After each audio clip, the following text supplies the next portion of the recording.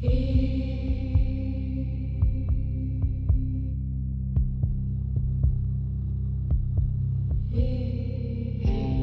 clock strikes 12, I step into the haze. Whispers call me from 1,000 graves. Shadows dance in corners out of sight. I chase the unknown deep into the night. I hunt the fear you dare not face. In the darkness I embrace the trace. The dead, they speak their secrets shown. Welcome to the bizarre and the unknown.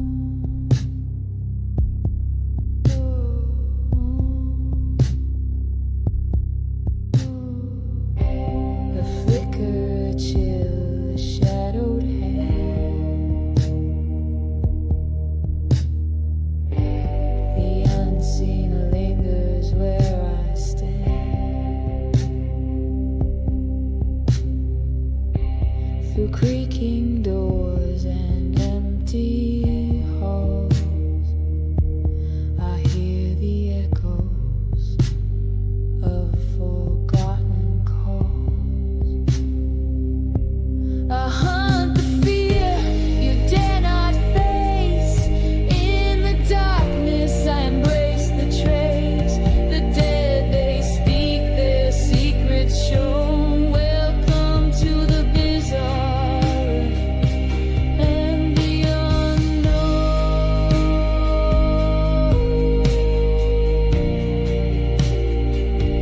And the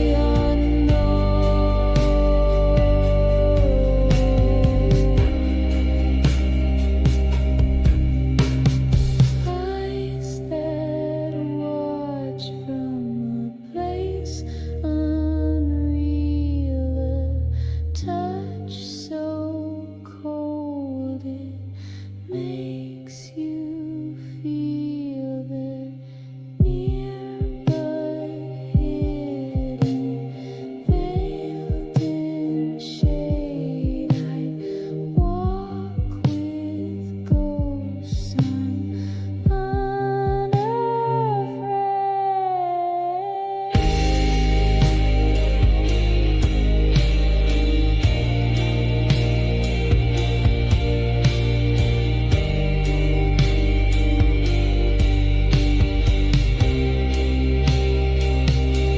I hunt the fear you dare not face. In the darkness I embrace the trace.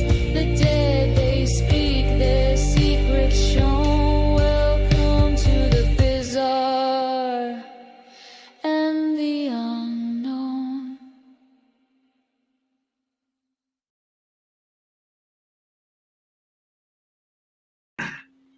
Hey everybody, welcome to another episode of Bizarre and the Unknown. I'm your host, Edie Testerman. Today, I haven't done this in a while, so today I'm working on my zombie book called Reign of the Draugar, Dawn of Armageddon. So being as I haven't done this in a while, I figured what the hell, I'll go live for a little bit and do this and let you guys get a look at what I'm doing when I'm writing. Now, I've changed this up. I've been working on this a little bit yesterday and a little bit this morning, kind of changing things up. I've got a new twist to it and a new ending I want to do to the book. So I'm having to change a few things up to get set up for when I do get to the ending. I'm just now starting chapter 5. And something different in this book is the quotes in this book is everything that I write. So they're 100% my quotes. And that's what we're kind of looking at here. So I'm just giving you guys an opportunity to come in, kind of ask me questions about the book if that's what you're. I guess it'd help if I had the microphone close to me. I didn't even think about that. So got so busy writing I wasn't even thinking. But give you guys an opportunity to ask questions about the book while I'm writing on it, and kind of get a look into it and how the book's going, and see what you guys think. So anytime during the show, you guys got questions about the book, just ask me, and I'll let you know. Now I got the live pulled up over here because I've got the writing in front of me, so it's easier for me to see and write versus the vice versa. So that if you see me looking over here, it's because I'm looking at the monitor to see if anybody said anything. Well, on this monitor, I've got the book pulled up. So, but it's good to see you guys in here. How's everybody doing today? Urso, I hear you and me were kind of talking, and you got some things going on.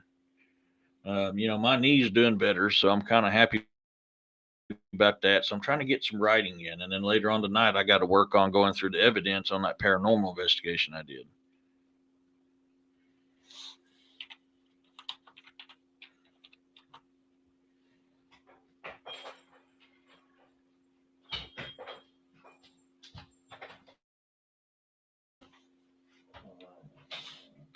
I need to change that up.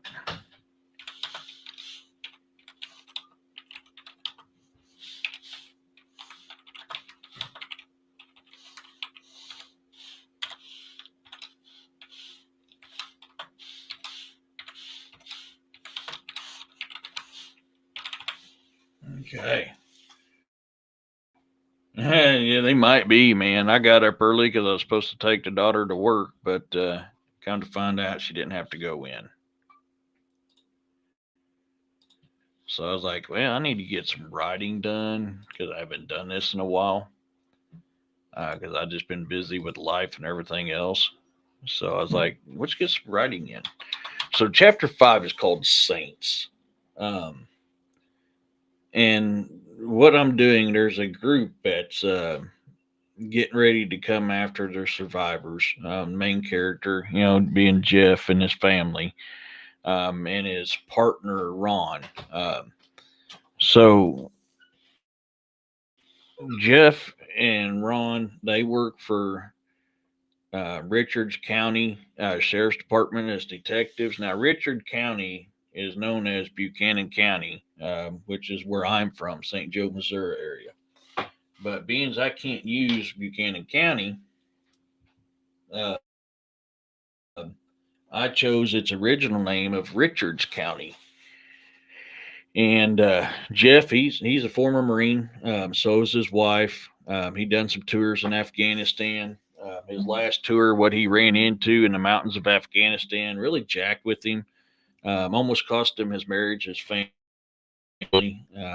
He decided to leave the Marine Corps, come back home to St. Joe, and join the sheriff's department, the Richards County Sheriff's Department. And his first day as a detective was also pretty much his last day, damn near, because that's when things started taking a turn for the worst.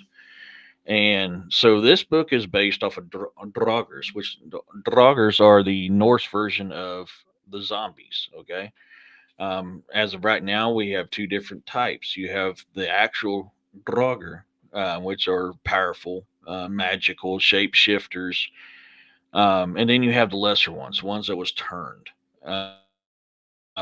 So far, they've been fortunate to only mess with the lesser ones, but we're just getting started into this book. And so, chapter 5, they're running into a survivalist group known as the Saints. And these guys are led by a corrupted preacher. He was a failing preacher, but in the world of the dead, he becomes a beacon of hope for people. And what these guys do is very barbaric, very cruel. And so now we're at the end of chapter 4, kind of introducing Bob, the head of the Saints. Yes, that's because they're known as ground dwellers. So yes, a lot of times those things are found in caves and places where blood had fed the land. Follows one has been a saint, been stained by its touch. Yeah, there. So the term Draugar, and there's many different names for Draugar, and it's all described here in a book in chapter 1. And one of the most common is they're ground dwellers.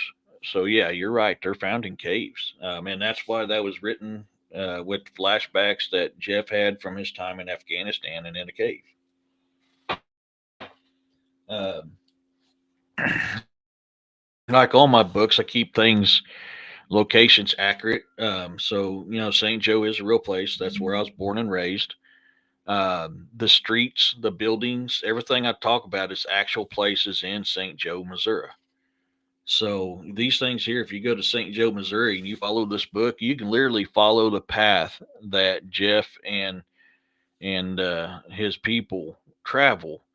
Um, I mean, in the docks, the warehouses, the businesses, the jails, everything. I mean, you can literally follow my book as you read it and see the places firsthand. Um, that's just the technique I love to write by, and that's why I use it in all my books.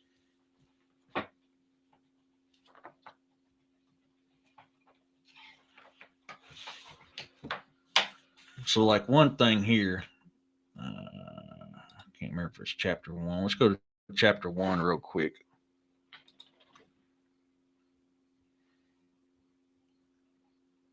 Okay, no, it's in chapter two.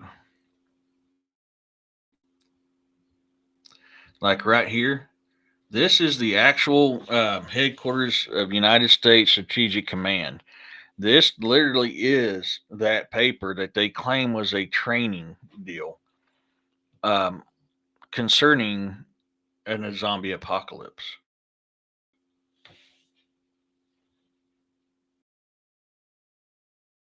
Yeah, and that's yeah, exactly. Or so Cool Touch would let those who stumble on a location seek the rest of the book like a map. Yeah, that's why I love doing that. But I enter in realistic stuff like this. This truly is. If you copied and paste this deal here in the search bar, you're going to pull up exactly what I'm talking about right here. This is a legitimate headquarters, United States Strategic Command um, Complan 8888 TAC 11 counter zombie dominance, and it was created on 30 April of 2011. So you can literally pull this up. So that's why I use all this stuff in there. Now, and there, like I said, they're going to tell you that students created it as a mock war zone deal. Come on, man. Why are you going to do that? So, chapter five here, we're going to focus a little more on the saints and getting familiar with the saints. And they're a cannibalistic surviving group. And their main goal was to take over the secured area that Jeff and all his comrades and his people have created. So we're going to start to get into some really intense fighting. There's not been a whole lot of it yet. It was mainly the first four chapters is getting set up, getting ahead of the zombie apocalypse prior to it reaching to St. Joe. And now we're going to start getting into meat and taters of it, and there's going to be a lot of fighting and bloodshed going on. Same as CDC did a zombie preparedness book and their zombie response team all over. Actually, I'm glad you said that, or so I forgot about that. I need to. There's my notebook. I need to remember that because I need to. That is good. I forgot all about that CDC one.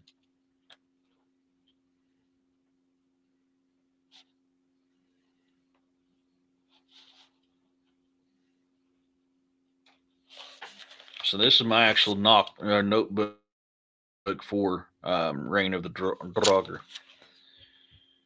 So anytime I write a character, a location, if they die, all that is written here in this notebook, and it helps me to keep up with who's alive, who's dead, where they've been, where they're going.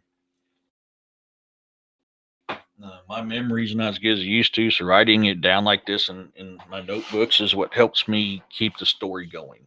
Hey, Scott, how's it going, buddy? So let's take a dive into the saints and why they are what they are. So I'll read you the last few paragraphs of chapter 40 get you an idea of who the saints are. Um, so here we go. Meanwhile, in a building off Corporate Drive, it was a beverage place called before the end of days arrived, gathering 30 people. Um, Come, brothers and sisters, come and gather around your Savior.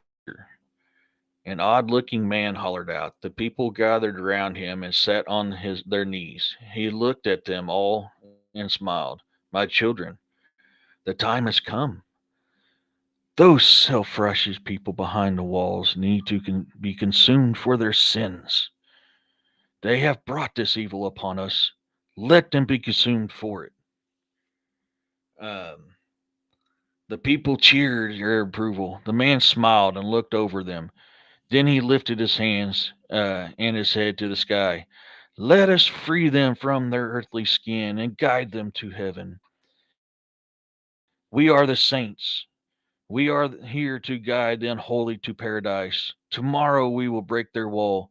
Tomorrow we will dine on their flesh. Tomorrow we take back what belongs to God. They all cheered, and then turned. They all cheered. He then turned his gaze to them. Go, spread the word to our brothers and sisters out doing God's work. Let them know the time has come. Let us go and be the saints that this world needs.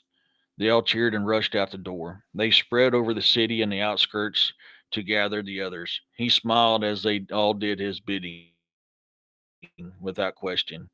The man was Bob Sherman. Before the dead rose, he was a failing preacher. He had a taste for booze and women. He was indicted on several counts of fraud and racketeering. With the rise of the dead, it offered a newfound opportunity, and it was making him very popular. His demented brain was perfect for this world, and he thrived on it. People were desperate to. I need to change that. I spelled that wrong. Cling to anything that provided them with safety and kept them alive.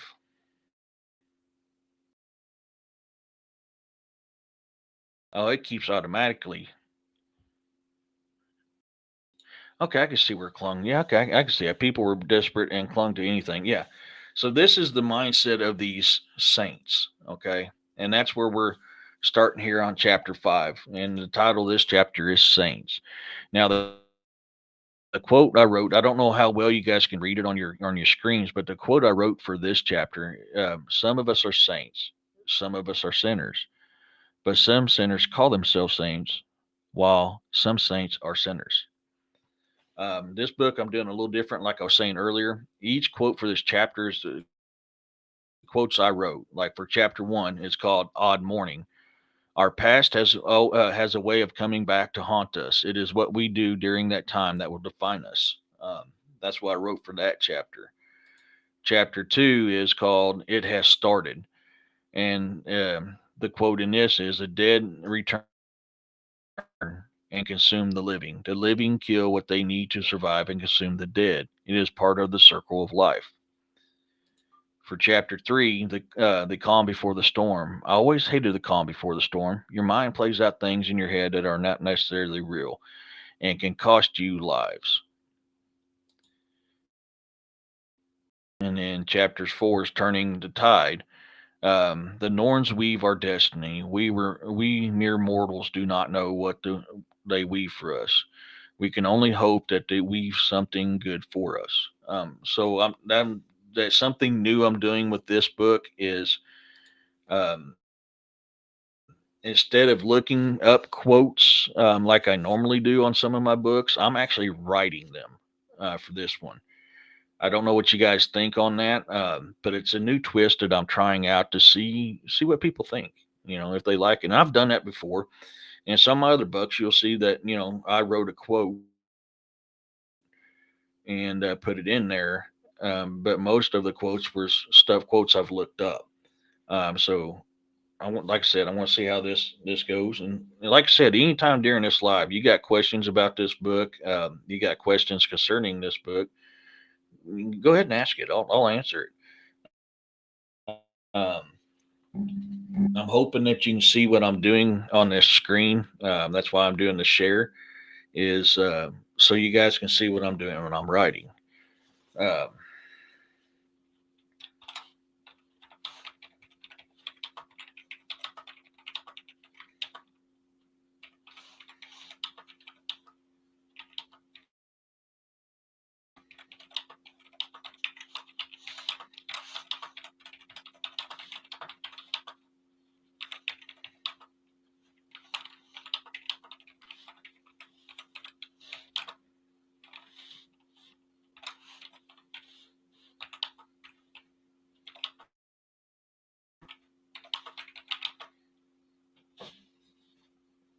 as you can see here, Grammarly's telling me I spelled something wrong. Grammarly is one of the things I use because I'm dyslexic, so spelling and writing is hard for me.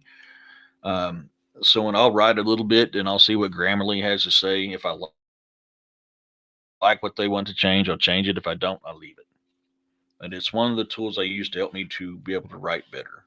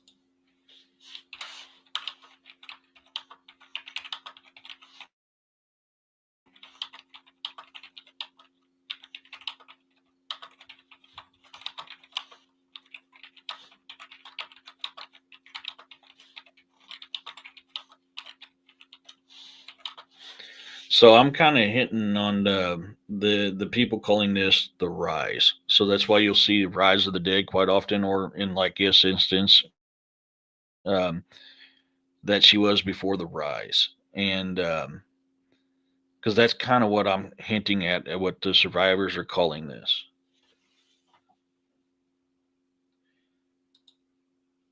So no, the saints actually hunt survivors and eat them. That's that's their food source for surviving, is eating other survivors, which beget the cycle of the dead rising to consume. Okay, so yeah. So in that quote, yeah, some of it. Let me find it again. Hold on a second. Sorry, Urso.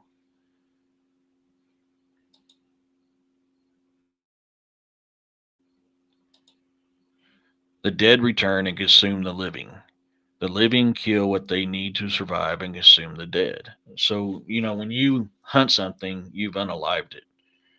So that's where I'm kind of getting at to that. We consume unalived flesh.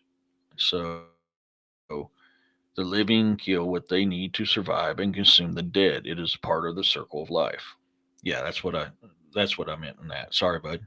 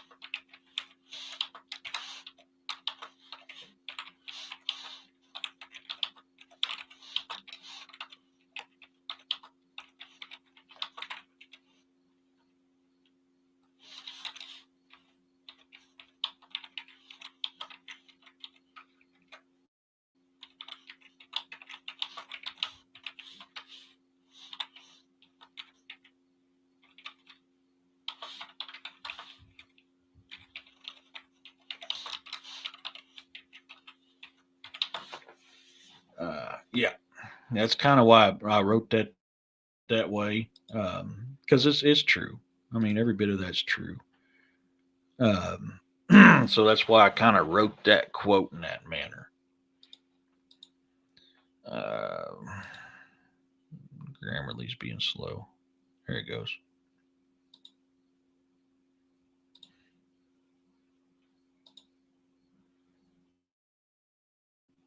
I know I'm spelling that wrong. Is that right?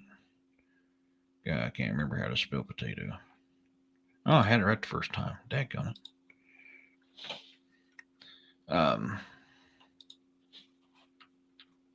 Okay, no. Okay, that's what I thought. That did look short. So anytime I start a new paragraph, I always bring everything over, and that kind of breaks up and lets you know, hey, this is not only do you have the space between the paragraph, but with these three skips, starting a new paragraph is a proper way to start one. Um, that's what I was always taught in college, so I still use that technique when I'm writing.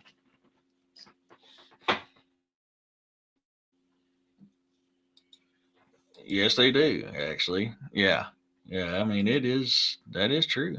So, but it's just um, it's ironic how things are different in each of the areas. You don't have indigestion and something trying to crawl out of her bum. Yeah, no kidding, man. Yeah, yeah, that's no joke or so. Um,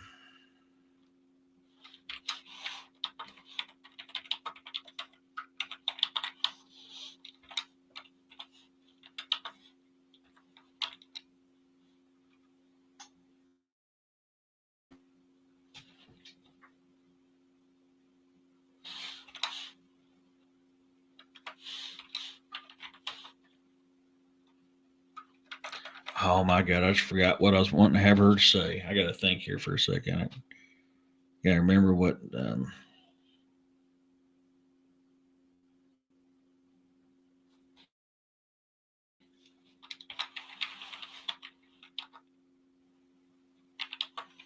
Hey, Kyle.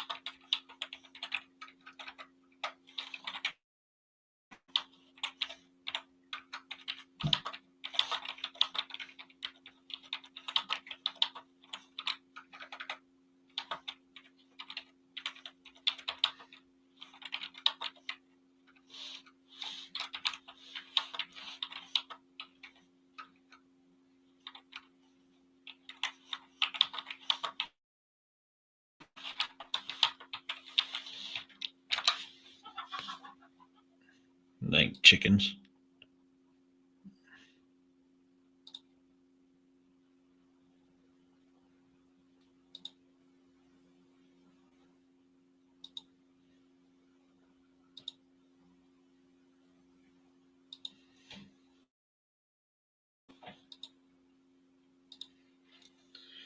Hey, Scott. Ernest T.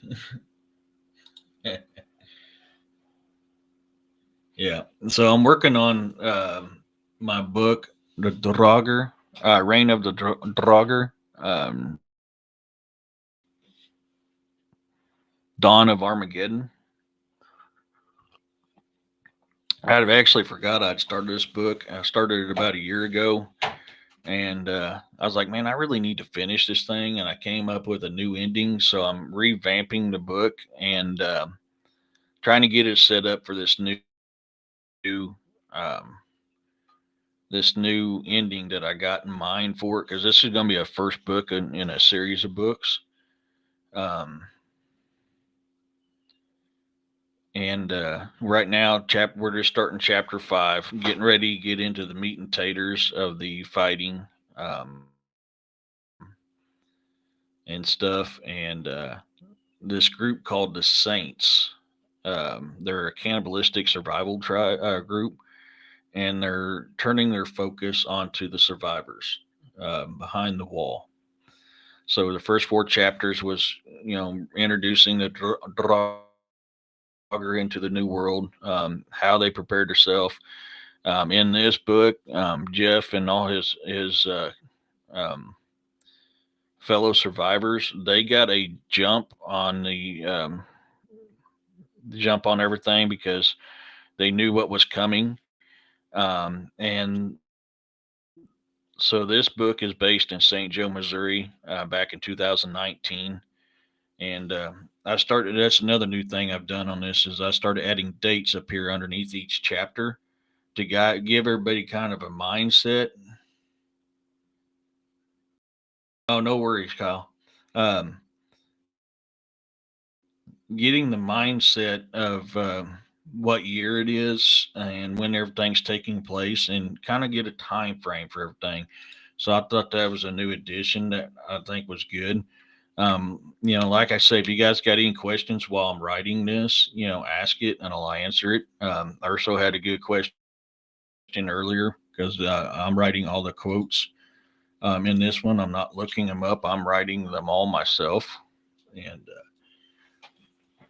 so while I'm writing this, if you have a question about these Draugar and about Jeff and St. Joe and how everything happened, um, please by all means ask it. Like in the beginning in chapter 1 here, it kind of gives you kind of Ron's. Well, I keep saying Jeff. I meant Ron. Sorry, Jeff is his partner. Give you Ron's mindset, how he became what he became, and we're setting us up to kind of know his history.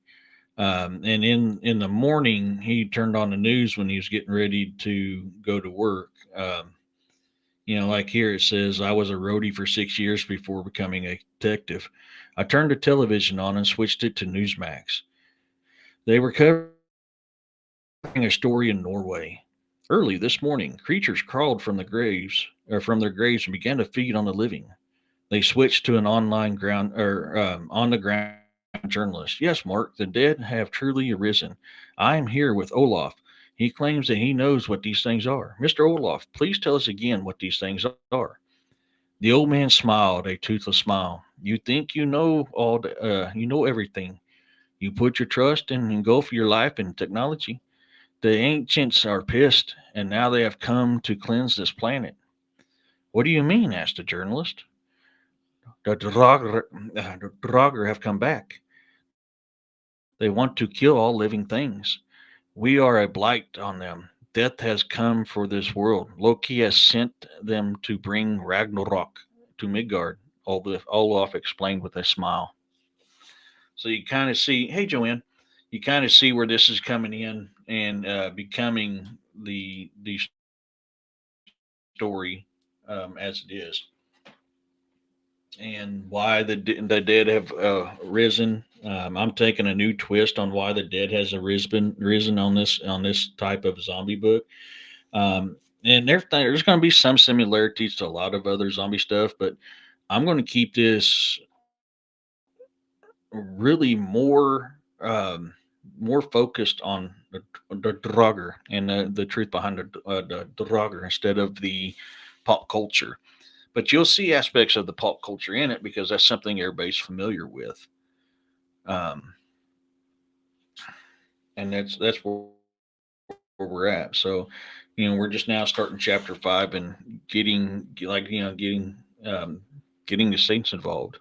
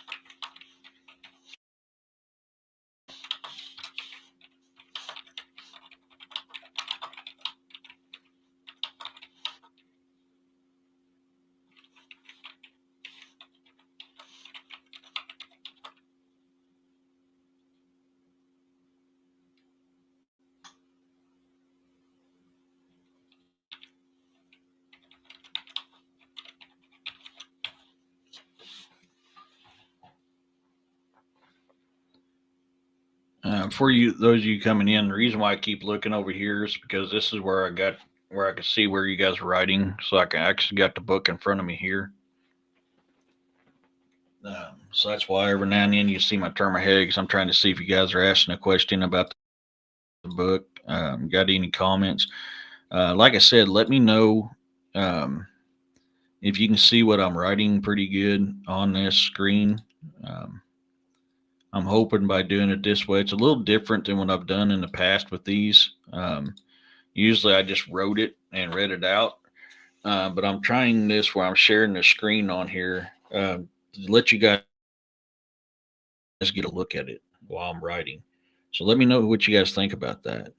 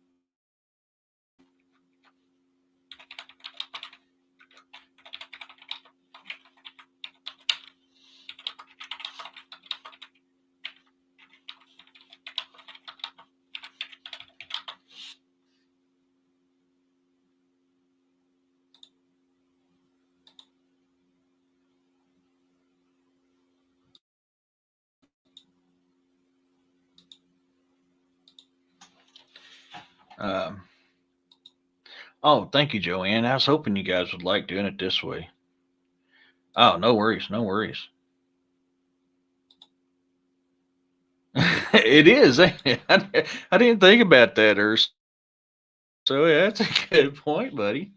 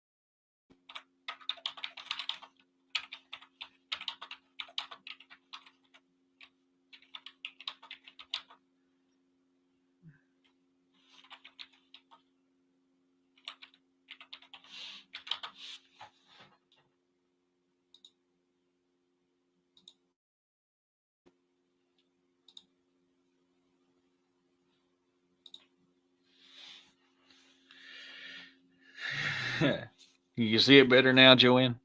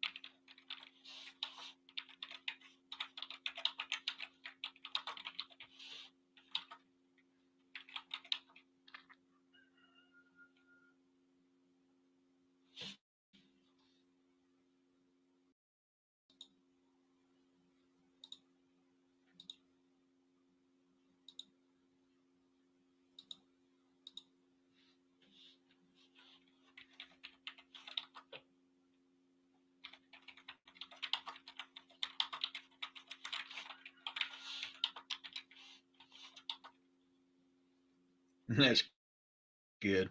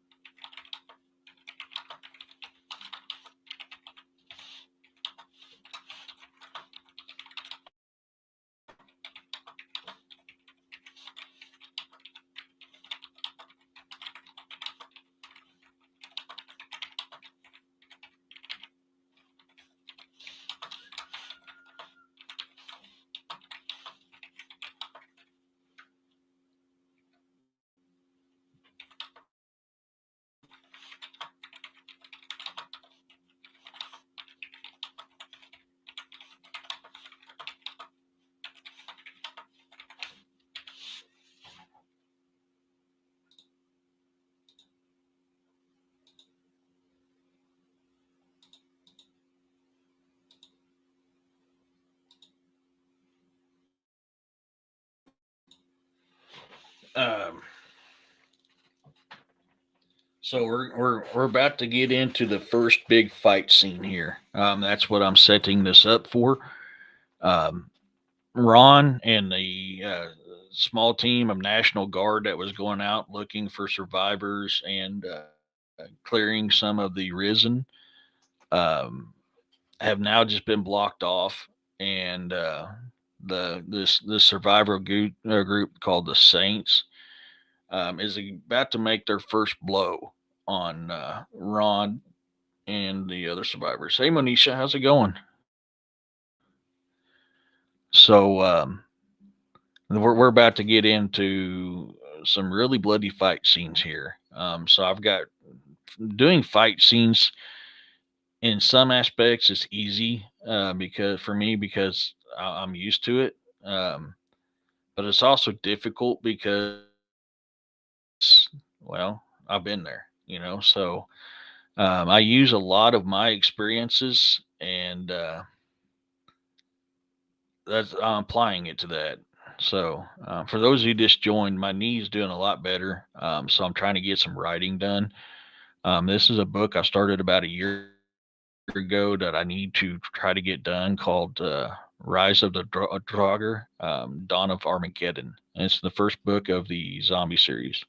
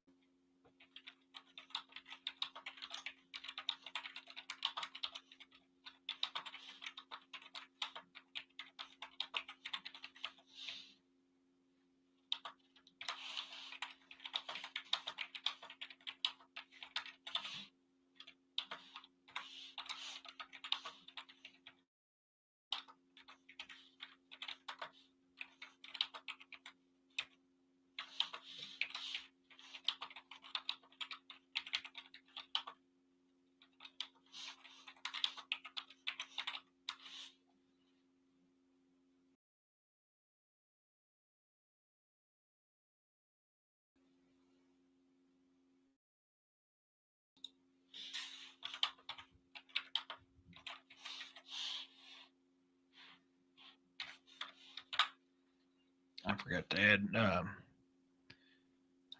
to add that part in. So I needed to go back in and add that to make it more authentic. Anytime we call in something, um, we always end it with like a how copy, and that way that's telling the other other people, um, let me know that you understood the mission or the command, in which we usually reply back with solid copy, team leader, and repeat the mission. And that way, that lets the team leader know, okay, yeah, they understand their mission.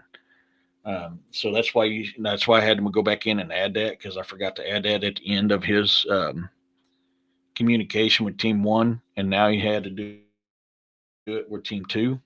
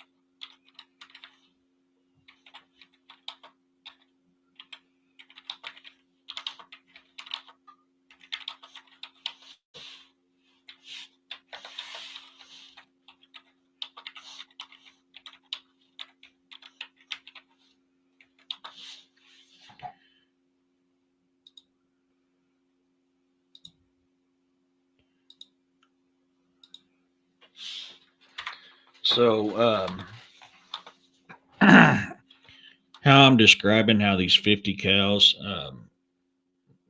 what happens when a 50 cal round meets flesh. How I just described it here is how it actually happens. A 50 cal round is extremely devastating. You can miss your target by 6 inches and still remove a limb or cut somebody open bad enough that they can bleed out. A 50 cal round is extremely devastating, and is one of the favorite machine guns to mount on top of a Humvee. Um, so like in this here, all of a sudden the 50 caliber guns barked their death songs and sent rounds of death at the approaching enemy. Blood, flesh, hair, and body parts were erupting into the air as the 50 I need you read round struck flesh. That is actually um, how it happens. That's a legitimate reaction to what a round does when it meets flesh.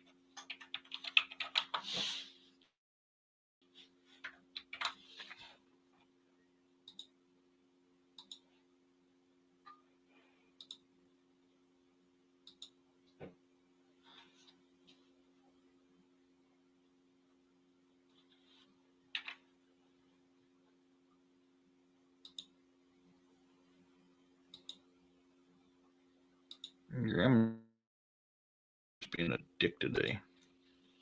Hey, Bounty. They will rip you apart like a wet paper towel. Exactly, or so. That's why I put that in there. Like I said, when I write, I try to write as accurate as possible. Now, I won't go into extreme details on some stuff, just because it's pretty graphic, pretty gory. Um, but I will flirt with the edge of that border with it.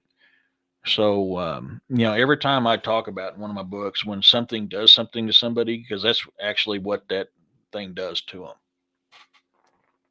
The screams, the pains, I mean, everything I talk about is 100% what happens with that type of whatever instrument they're using. Um, and I like to keep it that way.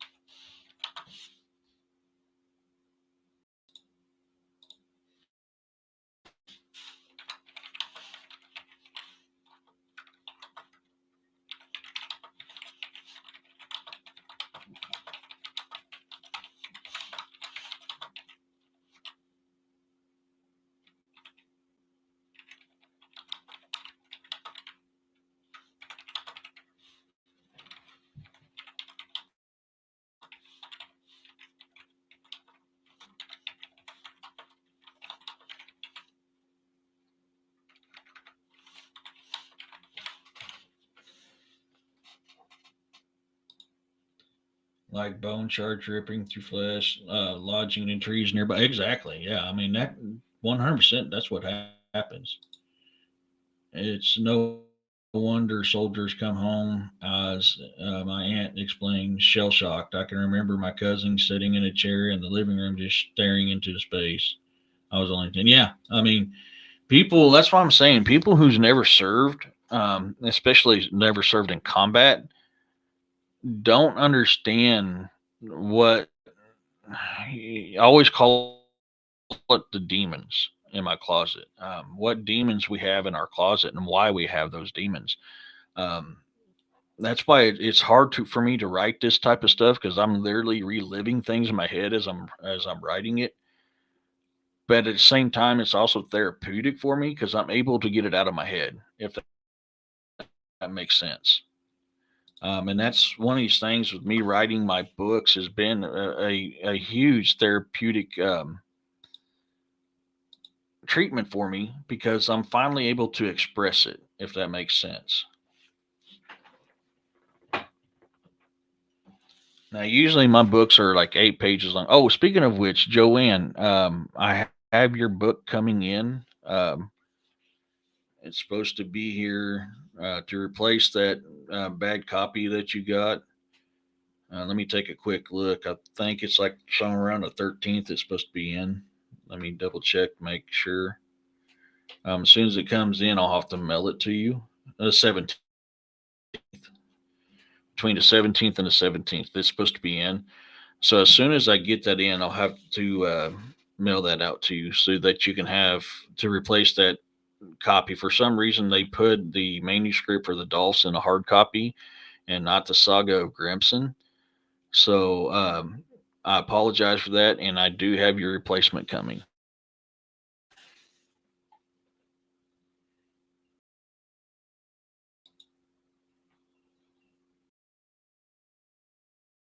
You see more visceral image. Oh, I forgot one. Sorry. Um, I can't watch movies with blood and gore. Imagine young men seeing up close. I cannot. I just it's horrific, but sometimes it's them or you. Yeah, exactly. I mean, and that's literally decisions we have to make. Urso says you see more visceral images than anyone in society. Even a coroner doesn't see half the stuff you see in a combat situation. Exactly. And that's, like I said, writing has been very therapeutic for me. It's been very extremely helpful for me.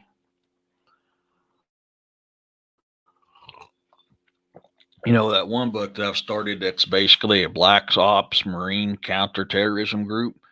That's going to take me a while to write. Just because that literally is the crap that I did before, prior to 9/11, but it's just got a different twist to it, if that makes sense. I mean, we weren't no Black Ops, special off the books freaking Marine unit that done it. We were MARSOC, um, Marine Special Operations Command. So I mean, that was literally the stuff that we did. I've just changed it up and made it into a ghost Black Ops unit, off the books Black Ops unit. So that book's going to take me a little while to write when I get to it, just because it literally is the crap that we did.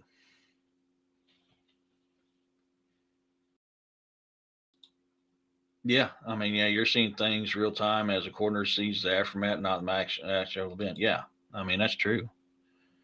Um,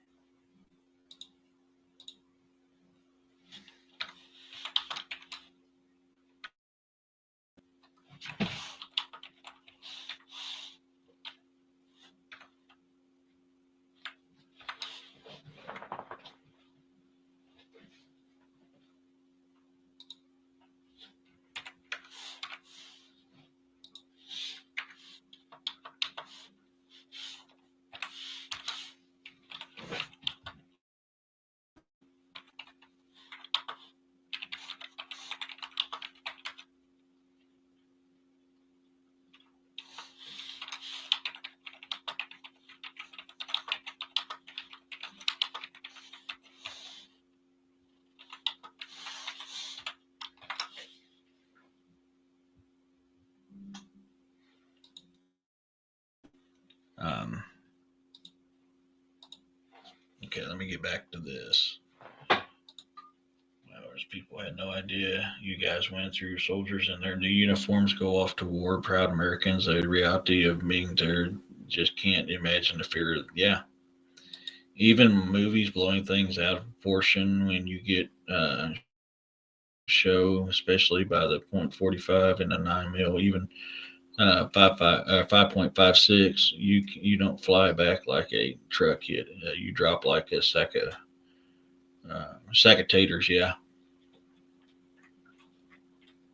I may have been knocked back an inch or so, maybe a step to get around. Yeah. I mean, the 45 is definitely going to push you back, but a 9 mil and a 5.56, that's not. Yeah, you're going to drop. And 45 will push you back and knock you to the ground. Definitely. .45 and above is definitely going to hit you hard, knock you back. 45 is going to knock you back and drop you. And anything above that's going to do way more. Now your 9 millimeter, your 5.56. Hey, freaky. Um,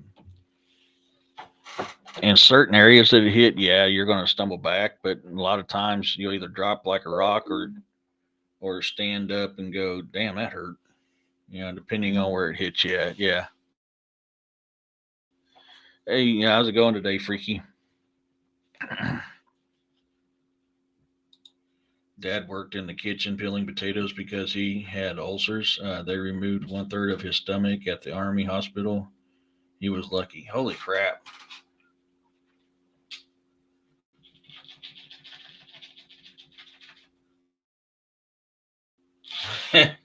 When you find the hands on whatever push you slap them. Good. I'm glad to hear that. Yeah, I'm doing something different on these when I'm doing these lives working on a book. So I'm hoping you kind of like how this is. It seems to be a nice little way of doing it, but you actually get to watch me as I'm writing it, and seeing what I go through on the processes. Using Grammarly to help me with my spelling and grammar and punctuation and storyline, which it's been a big help.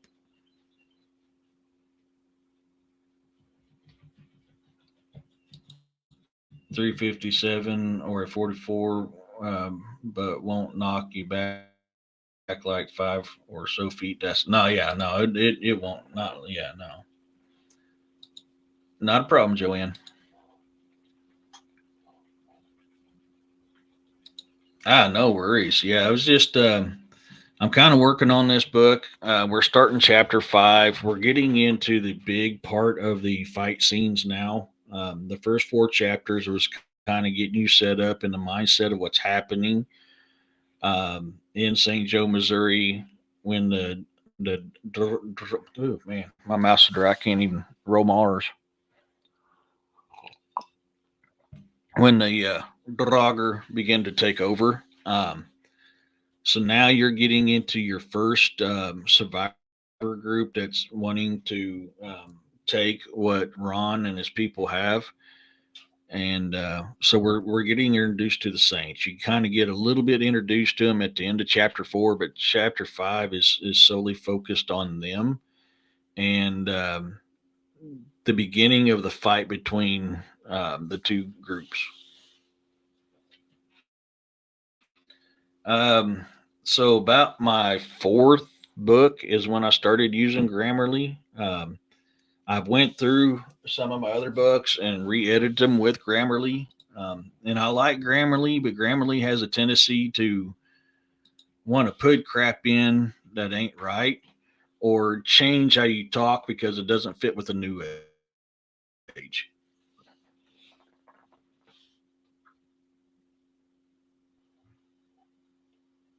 Oh no, we still got quite a bit to go. I've only got this is chapter 5. I'm on page 33, and I've got 9,764 words. So we're not close to being done now. If you look down here at the bottom, right here's my word count. I mean, you can see the pages here, but the pages are also here. Um, so when you're reading along as I'm writing, you can actually watch my word count go up. Norse, yeah. Draugar is Norse for zombie, um, which the German side could play into because the Norse was a tribe of the is a part of the Germanic tribe. And the reason why you're thinking Russian is because a lot of the Scandinavians, the Danes, the Norse, and all of them had controlled most of Russia for a very long time. So that might be where you're getting that Russian from, but it's actually a Norse word. And it's talked about in a lot of Icelandic sagas. That is where the term Norse comes from, is the Icelandic sagas that we know of today. And but yeah, it's all Norse. It's all see. A lot of people think that Viking was what they were. No, a Viking was a pirate, a sea wolf. So you'd come up to somebody and say, "I want to go a Viking," which is where the term Viking comes from, Viking. Or they'd say, "Hey, so and so, he's a Vikinger." He's a Viking. He's a Vikinger. He's a pirate. He's a sea wolf. That's where that term actually comes from. So your Scandinavians, your Swedes, your Norse, your Danes, all them would a lot of them would, not all of them, but a portion of them would practice a Viking. They would go out to go a Viking. They go out to be pirates of sea wolves. Most of them practice Drengskapi, and Drengskapi is like a warrior's code. It was a honorable way for them to fight. So most of them were not Viking. They were actually practiced Drengskapi. Yeah, yeah, yeah. And that's a big misunderstanding when it comes to Vikings. Vikings was not what they were. They were just Norse, Danes, Swedes, Scandinavians, stuff like that. Viking is just, it means pirate, basically. Some of them would go out pirate. Some would raid their own, raid and pirate their own people. But being a sea wolf means that you would attack ships at sea. You literally, a Viking, you're a pirate. So I would come up to you or so, say, "Hey, let's go a Viking," or I'd look at Freak and go, "Hey, you know that Urso? He's a Vikinger.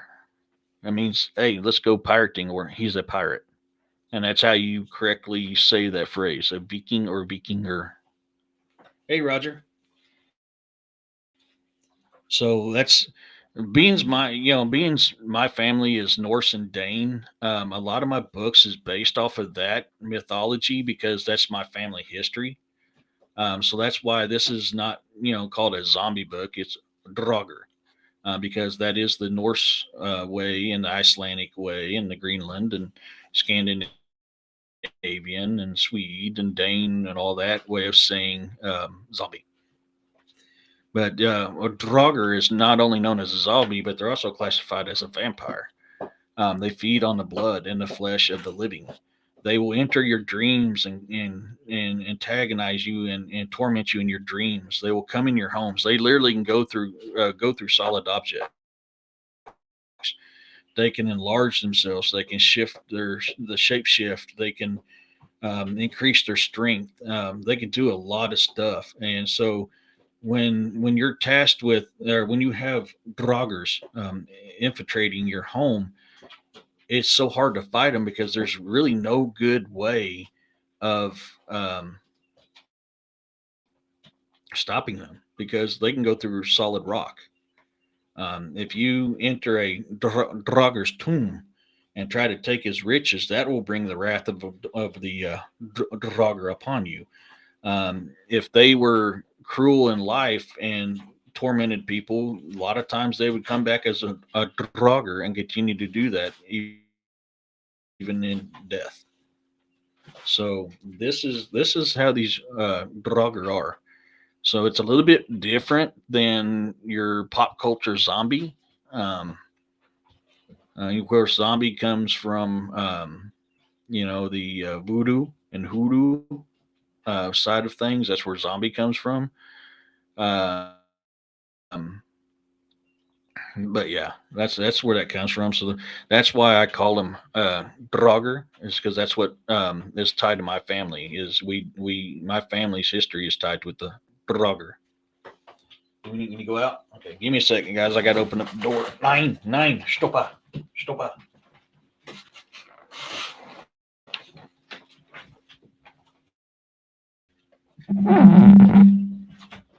Come eat. There you go. Go potty. Go outside and go potty.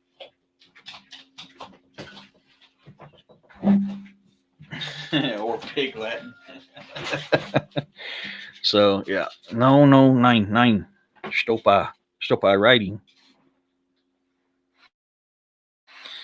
Um,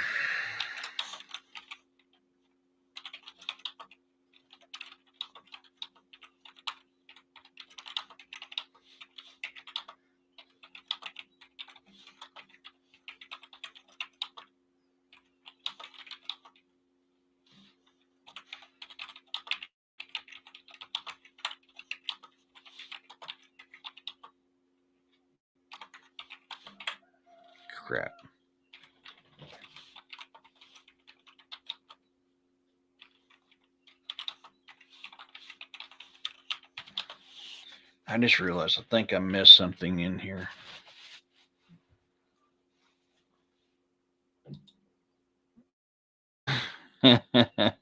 Yeah. Yes, which is actually where hoodoo and voodoo come from. Hoodoo and voodoo come from Africa. That is where the source of that comes from. So yeah, it actually comes from Sumerian and Egyptian. But yeah, that's why.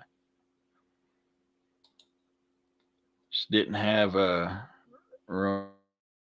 and Romero and to call them zombie. They were called ghouls. So yeah, the Middle East will call them ghouls. Yes. Yeah, the ghouls come from the Middle East. They're a type of jinn, but far as hoodoo and voodoo, which where the term zombie comes from, that comes from Africa. That type of magic is African based. So yeah, Sumerian and Egyptian lore tells of zombies. That's why, because that's where hoodoo and voodoo come from. Is that area?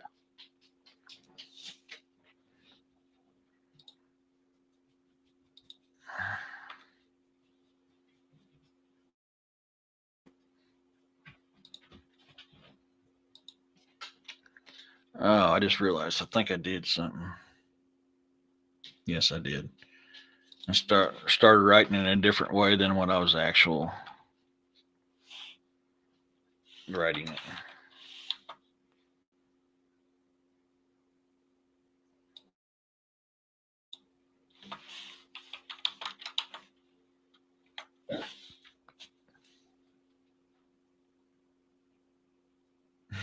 I did at first. I did absolutely.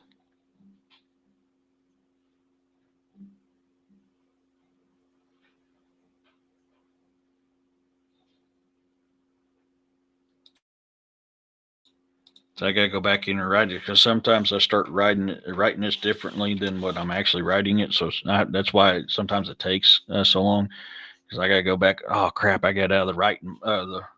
I got into the wrong mindset when I was writing, and that happens quite often. Yeah, they do. They do.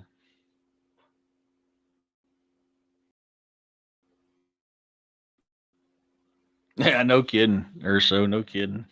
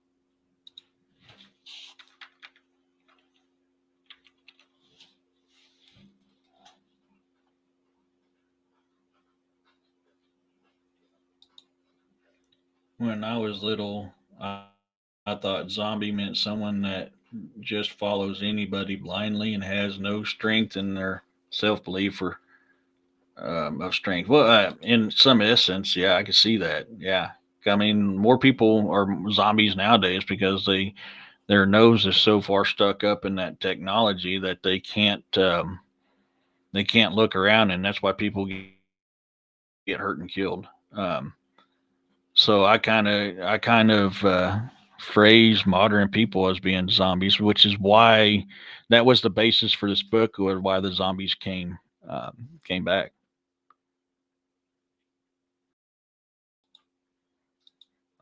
Shoot, I don't want to know it.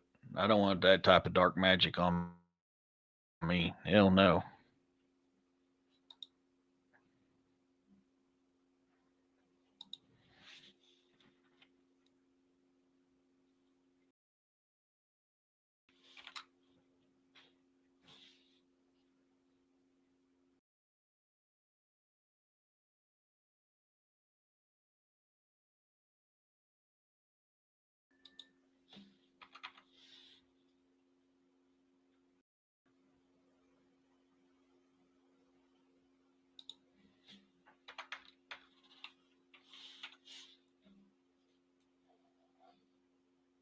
That too. Yeah, I mean that's another one. Yeah, yeah, exactly. Yeah, you guys are right. Yeah, you guys are right.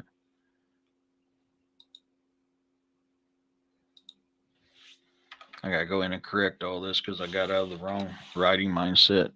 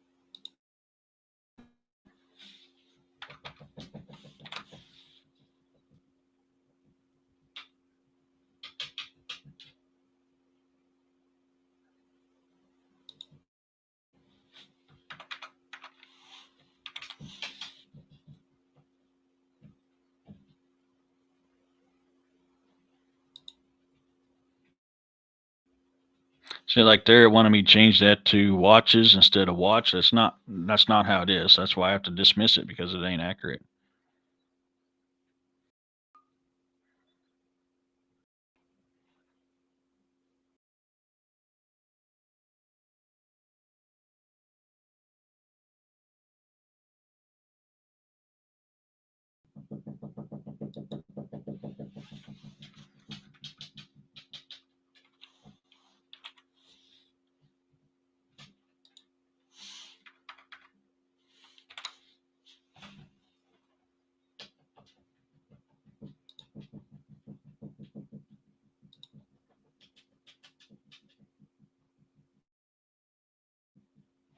That's not how you. Why did it change that to C's?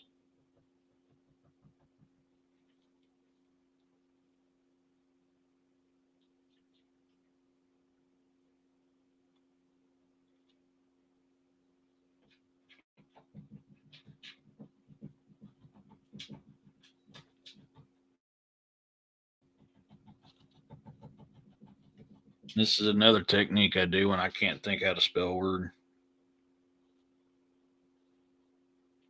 Cease.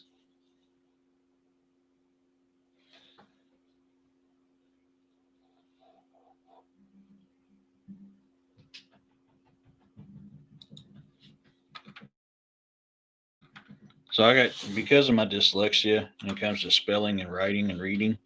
I have different things I use to aid me so that I can better better perform or do better on my writing.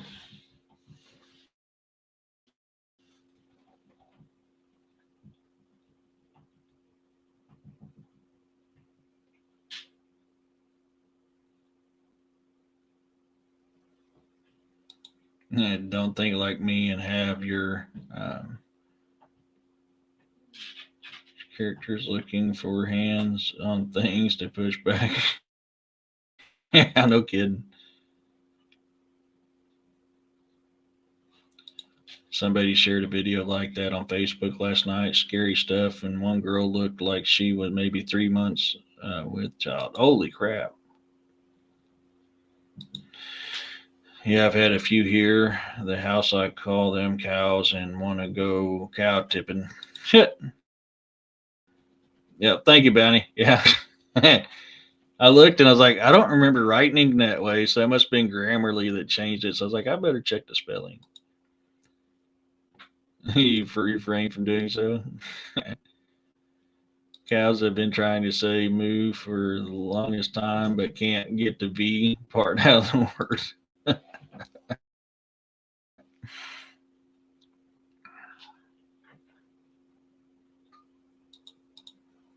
Quit, you little bastard.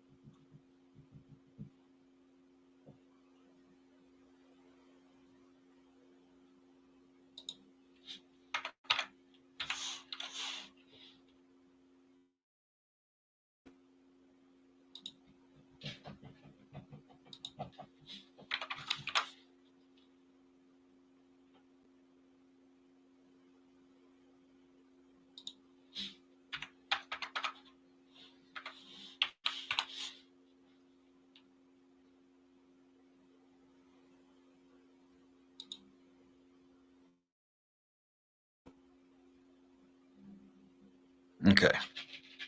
There, I've got all that changed back the way it needs to be. I got dyslexia. I had to take special classes back in school with. Yeah, I did too. I did. That's why college was extremely hard for me too. Kittens are awake. I hear them running from room to room next for small things. They sound huge. Yeah, no kidding, man.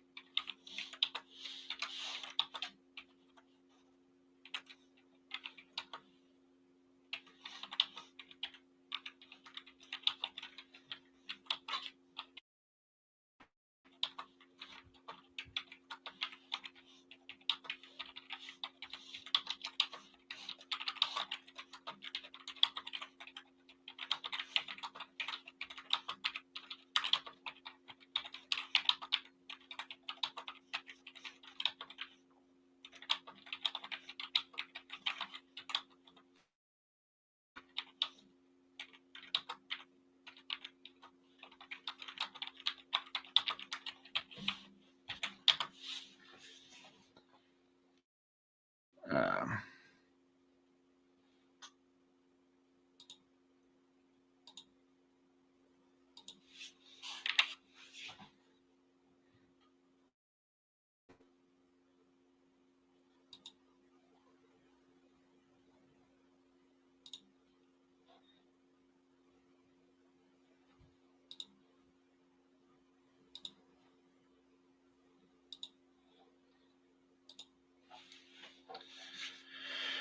does blind typing?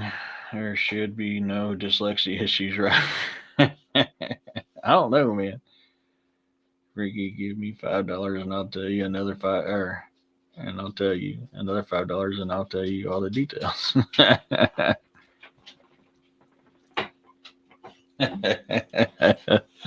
Heck yeah. Different meaning for puff puff pass. It's like flip flip pass, man. Show me the Benjamins.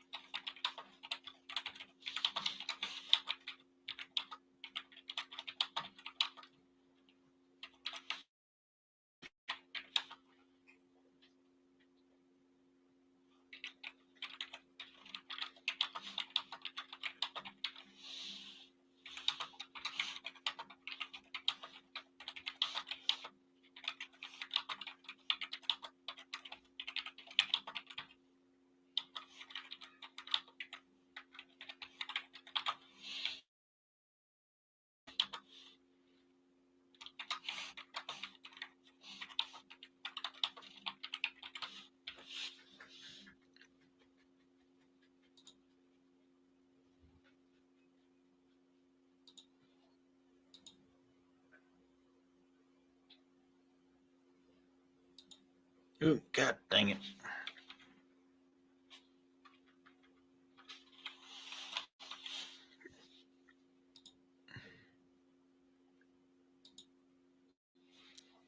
Okay, let me see what I missed here.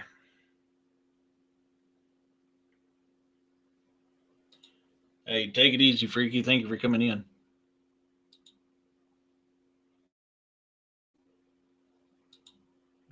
Do you?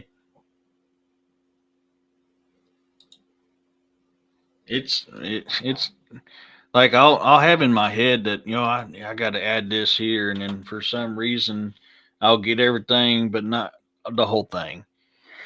And I'll go back. It's like, why is that word not in there? That was in my head to write it, and that's just how my brain works. So it's good to be able to look over it and catch stuff like that. Like I'll write a chapter, and then I'll have it read it out to me, and that way it helps me to catch any errors.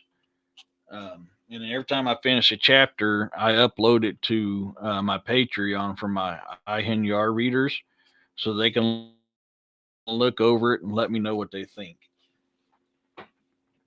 So I do the first edit and send it to the IHNYRs for their approval.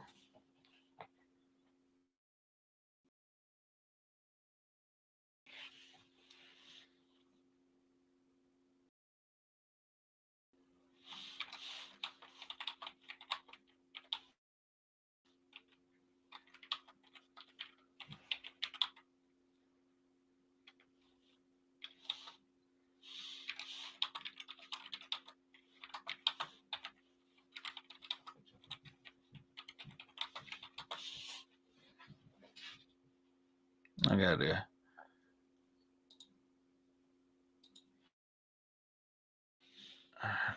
No, that's not what I wanted. Damn it.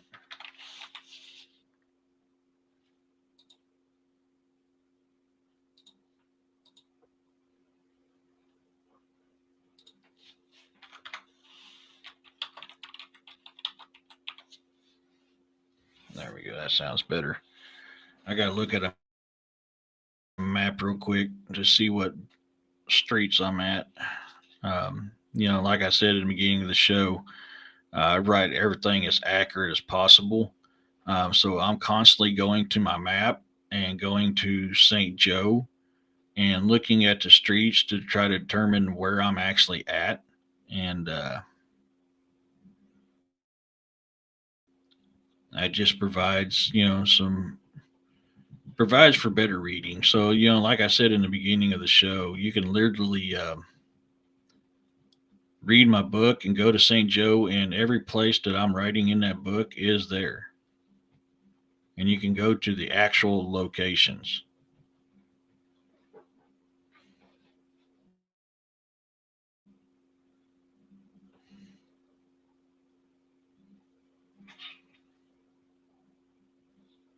Damn it.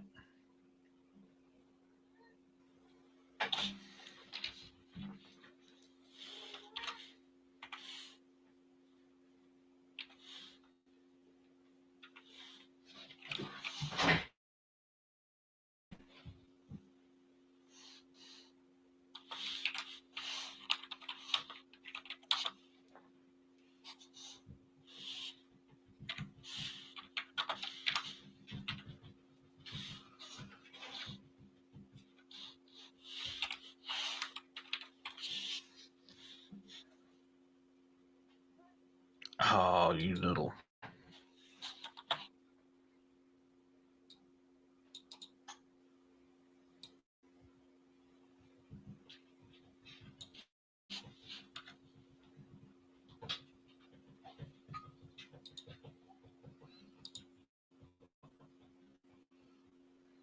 Why are you jerking me around like this?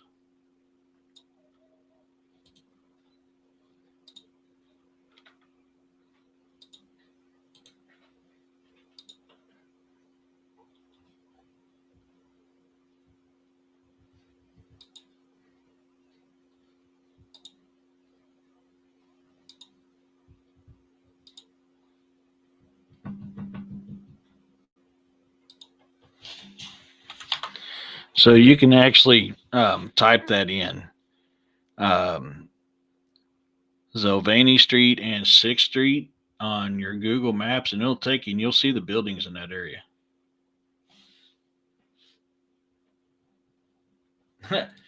Welcome back with no tea. I'm drinking coffee.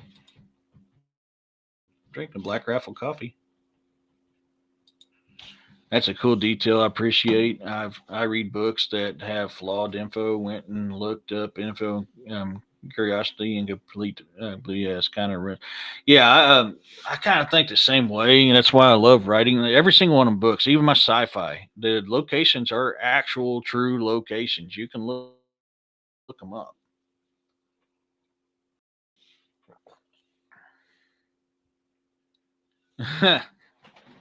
Oh my gosh. You can type it in now. Go to your Google Maps and type it in, and I'll put this info here in the deal if you want, so it's easier to read. And you'll pop it up on Google Maps, and it's actual location. You can see the buildings and everything that I was talking about. It's legitimate. Oh, did you?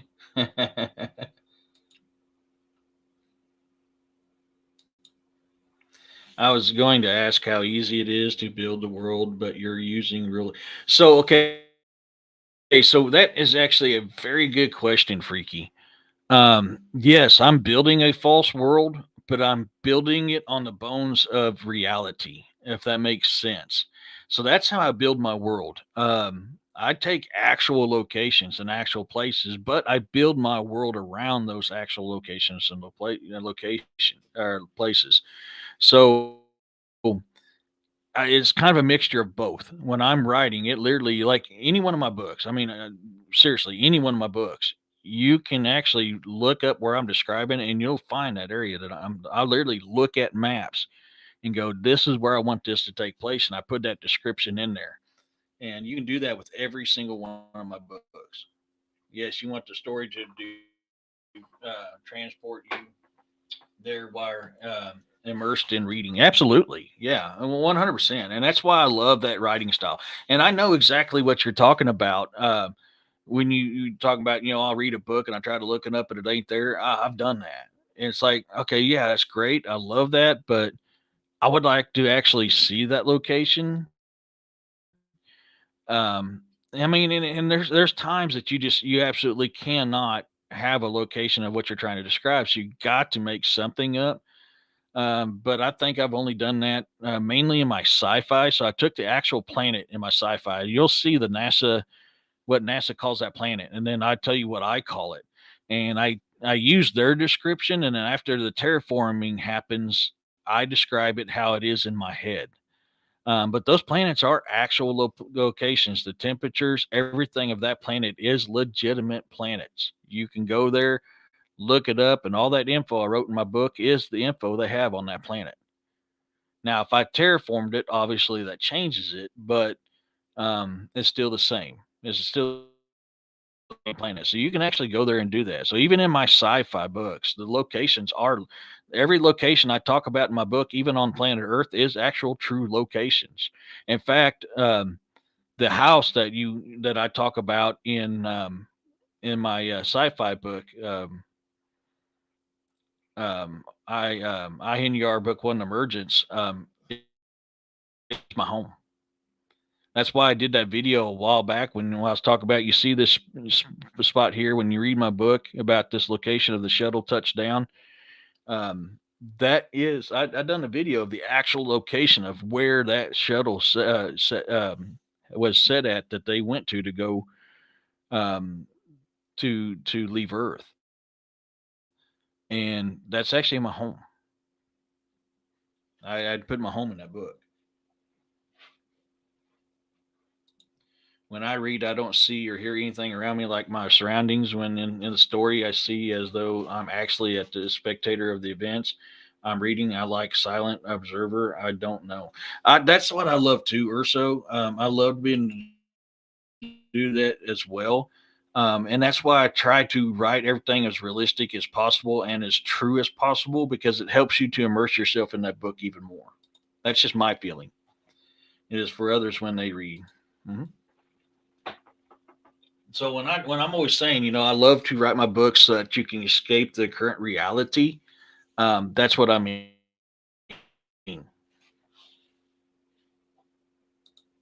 It's understandable to build places for stories, but if someone has no idea what country life is like because they only been in the city, they have no reference. Yeah, you're absolutely right, Bounty. Yeah. So yeah, I mean every single one of my books, the places are legitimate places. Like in this one here, every place I talk about happens in St. Joe. It's those are those places in St. Joe, and I'm from St. Joe, Missouri. That's where I was born.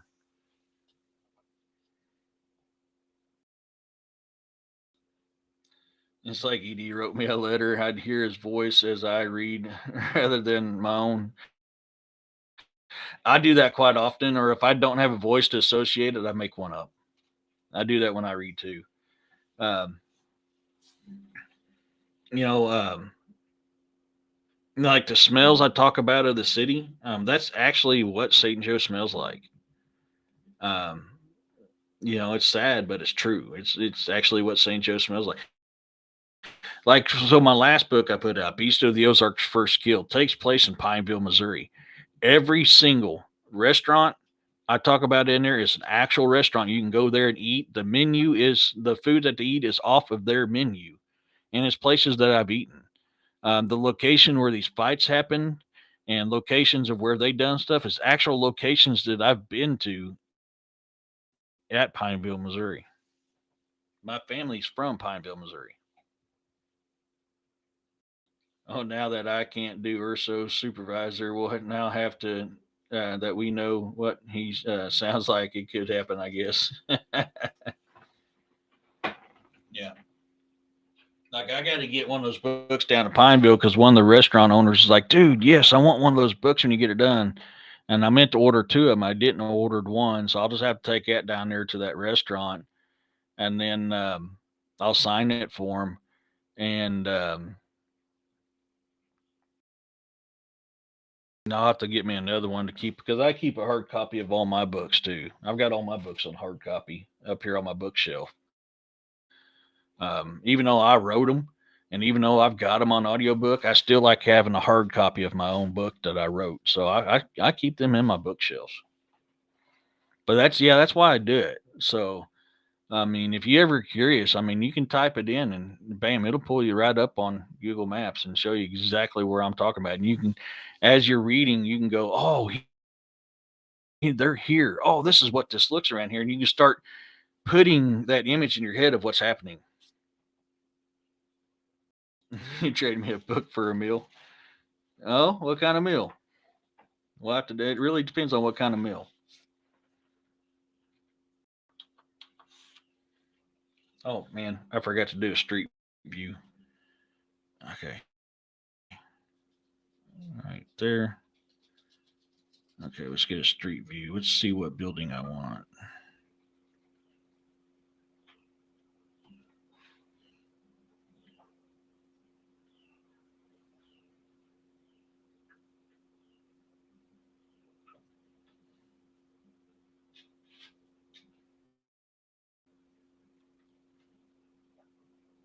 Yeah, St. Joe's very historic. Oh, oh. What is the name of that building? I forgot. Okay, let's go over here.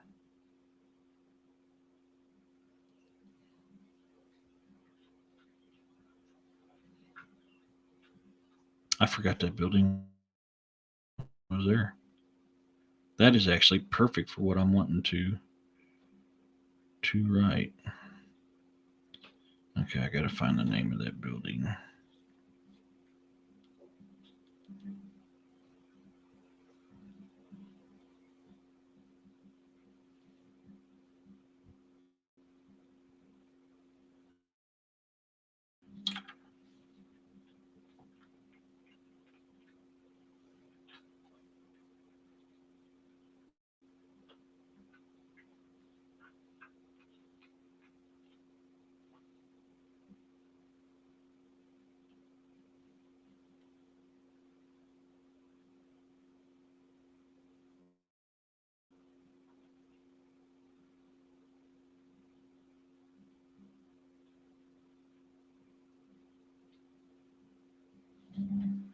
Why are you not giving me the name of that? I need to name that building as it is perfect for what I'm wanting to do.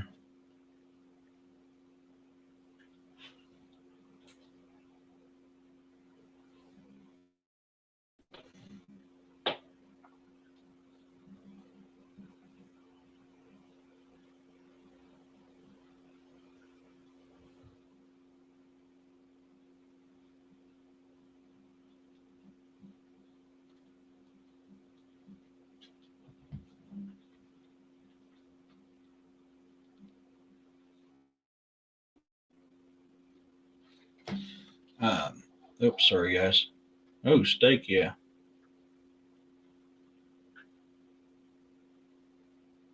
Steak and lobster? Yeah, I'm good with steak and lobster.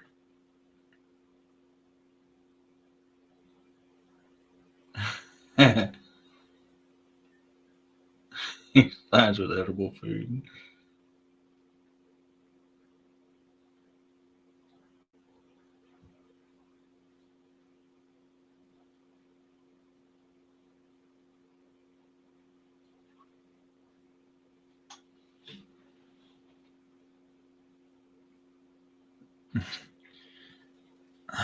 Why are you not giving me? I need to name the. Okay, so I'm doing something wrong on my deal here because it's not giving me the name of that place.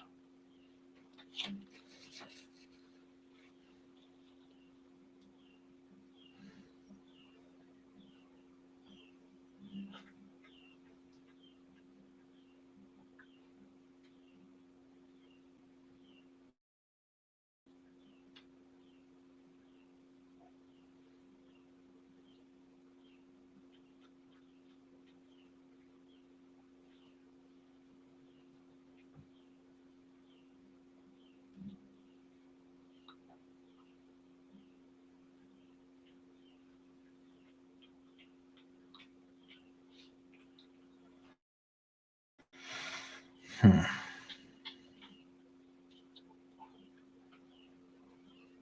Here's still the trolley barn.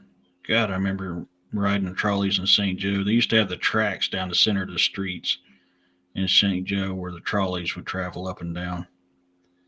And this place is over by the old trolley barn.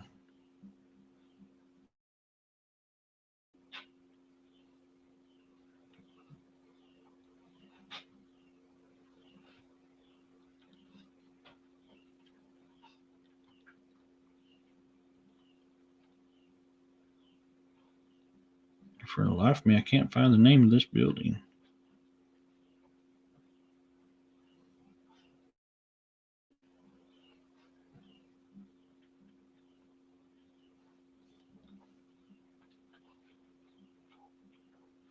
I think it's some type of medical. Oh my God! How did I forget that? No wonder it's changed up. Okay, it's the YMCA there.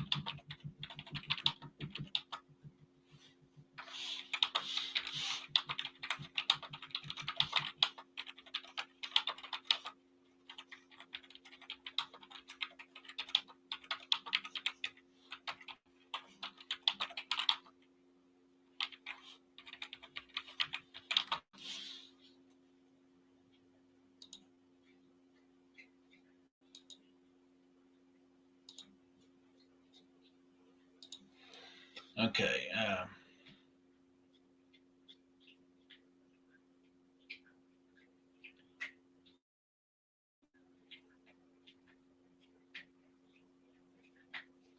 Once I looked at my hand many years ago, and it didn't seem like it was mine or even real. I think I was ill at the time. Had her on something pretty good. Your brain has right and left hemisphere, and in the middle, a you have a connector. When this gets severed, the alien hand syndrome. I think I've heard that. Poke your boss in the eye. What the hell? And make like get away with it. I think sometimes society gets alien brain syndrome. Oh God, yeah. New meaning to zombie bear. Y'all saw the Russian military footage with the zombies? Yeah, I did a while back.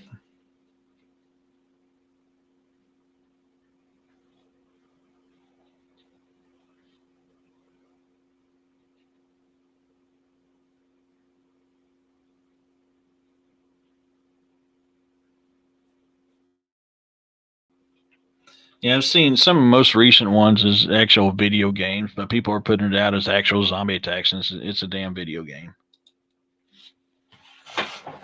Okay, so we're getting ready to enter the YMCA.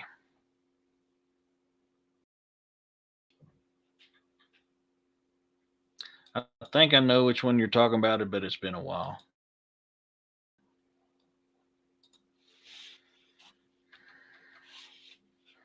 Now I'm setting up for something to happen in here with one of the National Guard members.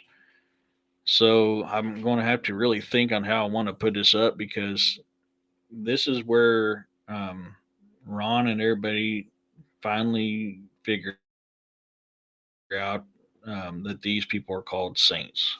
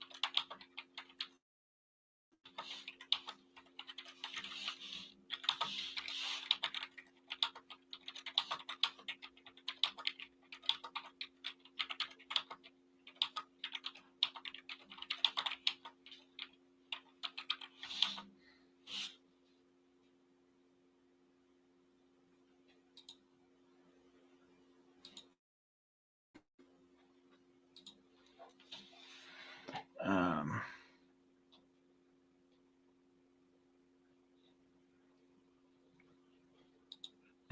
you're going to do some workouts or swimming.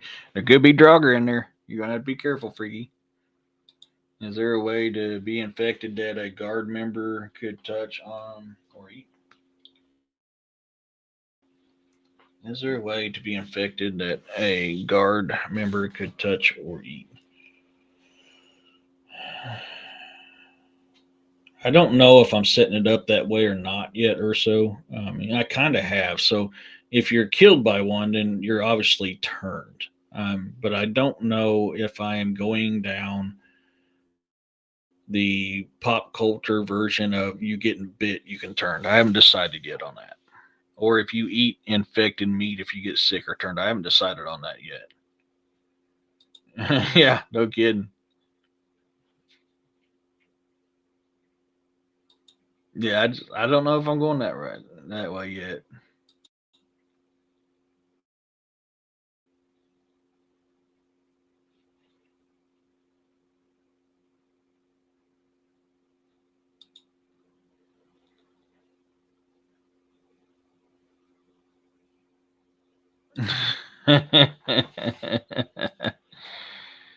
So I gotta think how we're gonna breach this building. I need to be able to breach this glass door without making a whole lot of noise, which the quickest way of breaching it is to bust the glass. But you're gonna make a lot of noise. So what are you doing, you crackhead? I can't have you up here when I'm typing. You get in the way. Well, you do, bud. I'm sorry, but see, like this, it's hard for me to type when you're up like. Yes, I know, I know, I know. I love you too. I really do. You stinky and all. I need you down here, okay? Oh, I know. I know. I know. Oh, I know. Now, come on.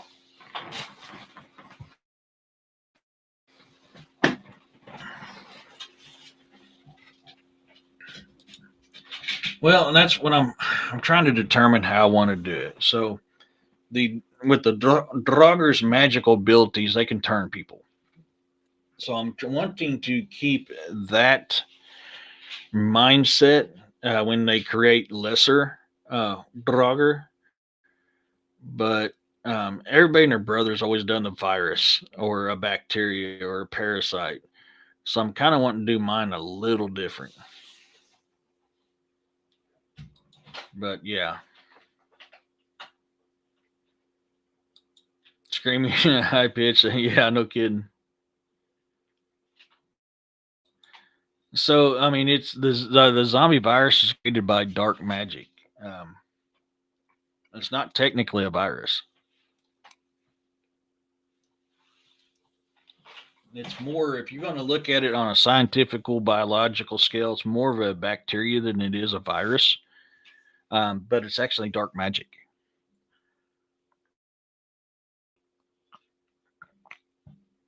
So I'm really wanting to keep with that mindset when it comes to these draugrs.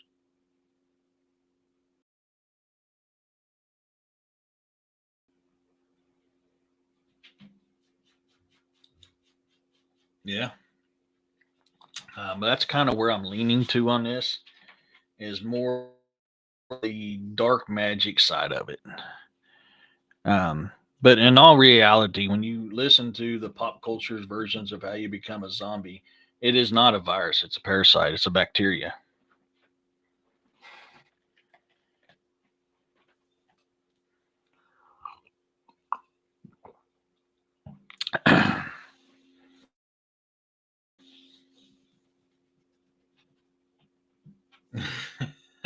Freaky.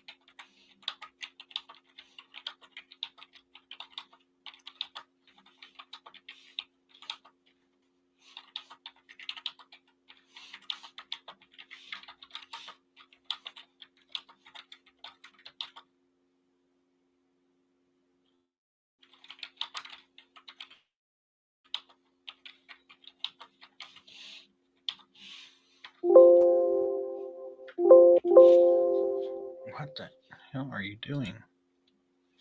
Come on, you stupid thing.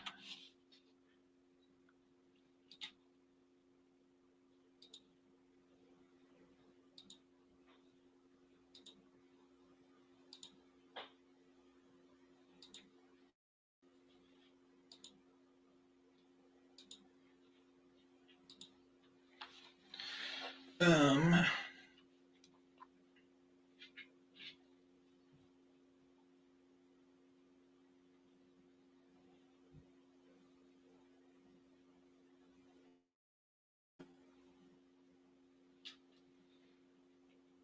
yeah, I think I've heard that before.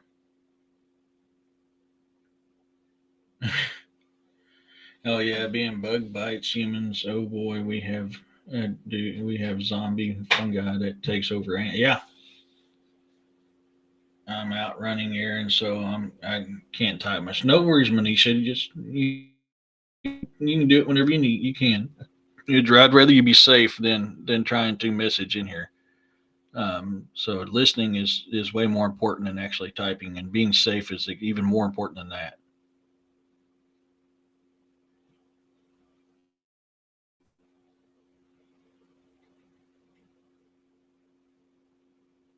Yeah. So what I decided to do in this breaching technique was to take the blade of my bearded tactical axe and pry the doors open. So it's still going to cause noise, but it's not going to cause a great amount of noise. Unlike a quick entry where you just shatter the glass. Um, because of the fight that just happened, obviously the Draugar are on their way to their location. I mean, that kind of noise is going to bring these things in. So in some aspects, you're dancing with the devil on this because a you do want to get in there quick and get out quick, but b you don't want to attract anything to you. So now that they've moved a little bit, um, yeah, I did, Freaky. Yeah, the old Norse axes that were used back in the days of Dane law. Your Norse occupation, their axes were called bearded axes. So that's why I'm using a tactical version of the bearded axe. But by doing it this way, I can pry the metal door frames away from the deadbolt so that I can gain entry as quietly as possible. But what will happen? You will hear the aluminum frame creak as it bends, but you're going to also hear the glass crack as you're putting pressure on the glass. It's going to crack it, but it's going to provide far less sound doing it that way than it would be just to bust a glass out. So we're erring on the side of caution and hoping we still got a little bit of time before the Draugar find us. Um, but there's always that possibility. Yeah, yeah. If you look up their axes, they're called bearded axes because they had that little hook that came down on the bottom for hooking shields and pulling them. That's why they were called a bearded axe because it looked like the axe had a beard. Not a problem, Freaky.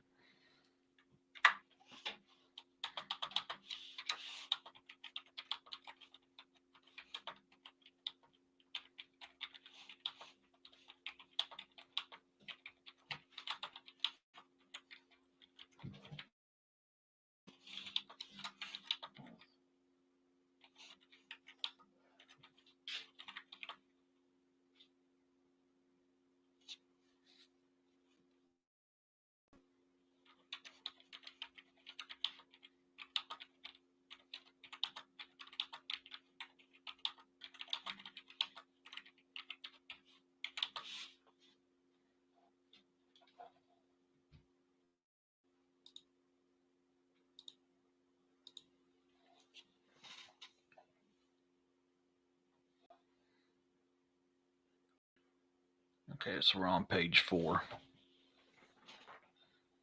And you see, if you look down here at the bottom, we're on page 36. I can't figure out how to not to just be able to keep the page numbers on the actual pages and not the index and the cover sheet. For some reason, it will not give me the option to keep that from happening, or I ain't figured out how to do it. Um, but you'll see down here, page 36, we got 10,222 words. I like to try to have a minimum of 54,000 in a book,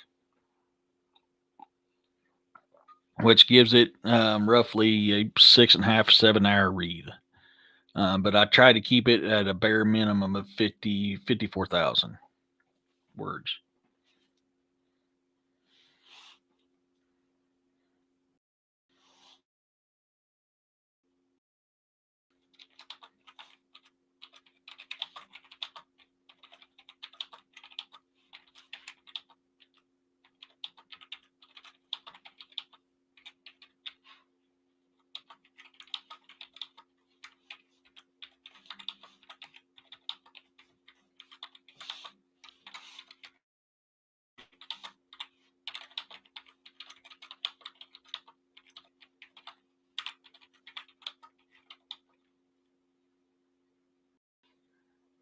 Oh man, I forgot what's all in there.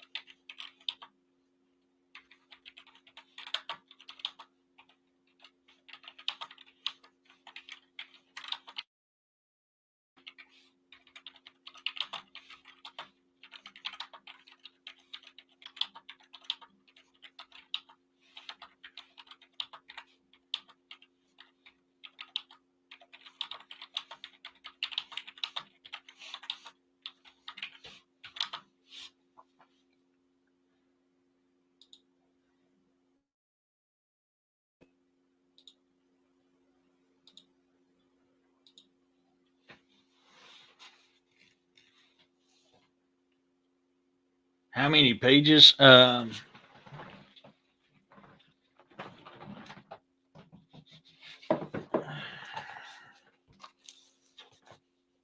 think it's somewhere around 180 to 200. So like this one here's got 188 pages. So yeah, it's right around 180 to the 200 page mark.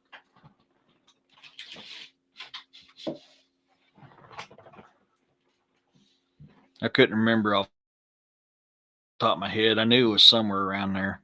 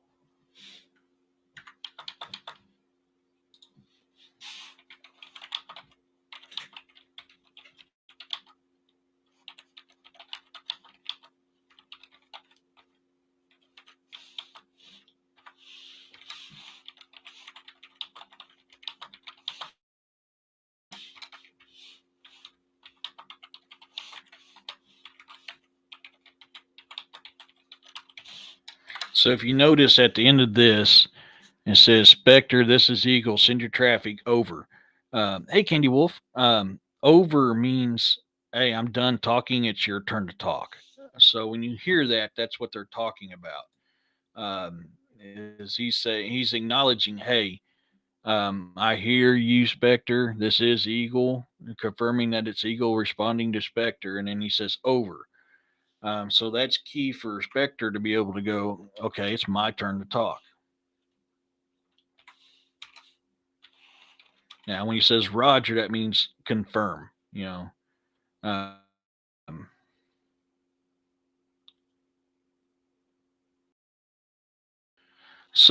that's a good question. Usually I do like an intro in my books. I didn't on this one, but normally I do like a intro to get everybody set up for the book. Basically, chapter one is my intro for this one. I've done this one a little different. Um, and it's the do you out like maps and things in the back in the book like locations. So I've not added the maps in the books before. I did so with Beast of the Ozarks. Why that's a more expensive book than my other ones because I actually created artwork for each of the chapters in that book, and you'll see the artwork which has a scene that plays out in that chapter. Um, but that ended up being a lot more expensive than normal, which I'm probably going to be releasing one soon. I haven't decided yet. That doesn't have the artwork on it. Haven't quite decided. People don't seem to matter because that's like my number one selling book right now is Beast of the Ozarks First Kill, which is my last book that I released. So I don't know because it ups the price of the book. So I've kind of kicked that around before, but if it's going to up the price, then I just don't want to do it that way. If you know what I mean.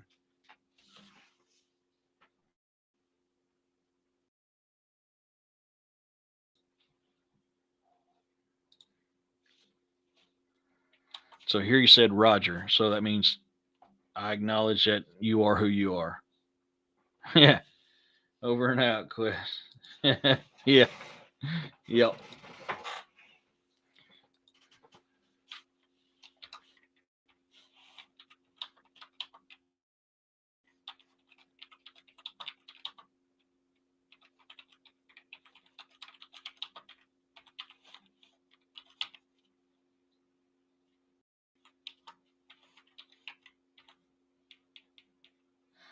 Okay. So the reason why I put break at the end of this is because you never want to transmit the whole thing at one time because you don't know who's listening in. So by you saying, Roger Eagle, be advised, we encountered hostiles, break. That means, hey, I'm not done talking. Continue listening.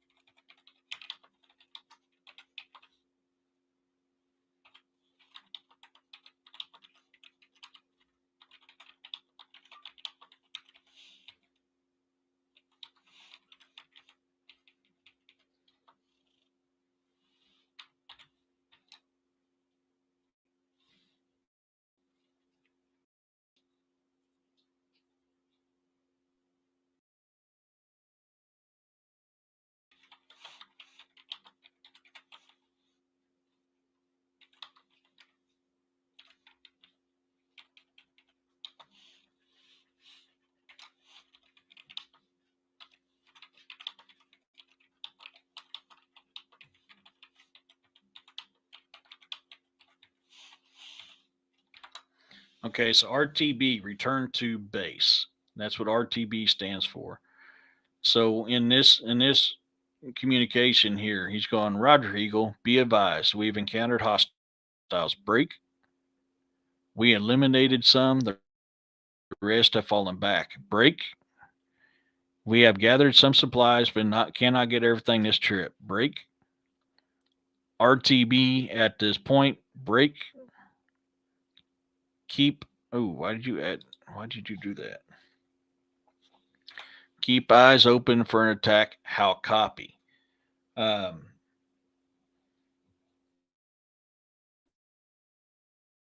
did Jessica come in? Oh, hey, Jessica. So what's going on here is he's actually telling him what's going on, but he's breaking it up in case somebody's listening into the radio. So at the end, when he says how copy, he's like he did before. He's trying to make Eagle acknowledge that he copied the transmission and nothing has to be repeated. Now, if something has to be repeated, Eagle will go, say again your last Spectre. Did you say this? Say again your last. Over. And that will tell the Spectre, hey, he didn't understand what I said. I need to repeat it. Then he'll repeat his stuff. And then once Eagle comes back, he'll say solid copy RTB, enemies in enemies presence, eyes in the sky. And that lets him know, hey, we understand you're returning to base. There's enemies out there and we're going to keep an eye. So when I write that next, that's kind of what that means. So when he's done, he's going to say out. Out means the communication is done. There's no more talking. If he wanted to talk more, he would say over to let him know he's done talking at that time. Yeah, those are actual radio communications. Yeah, that's how we actually talk on the radio.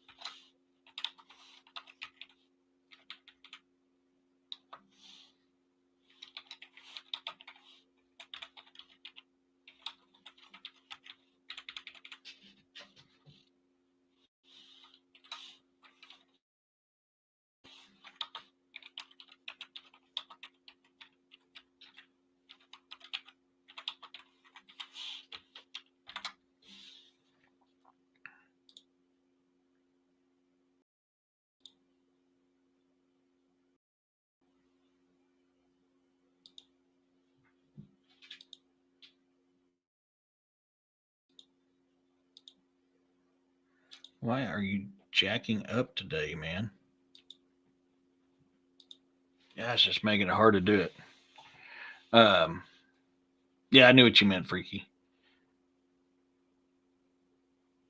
So that is a misconception. Over and out um, is what's used in the movies.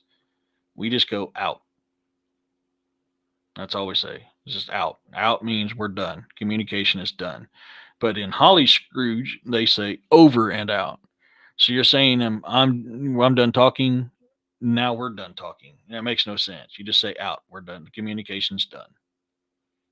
Yeah, that's a Hollywood deal.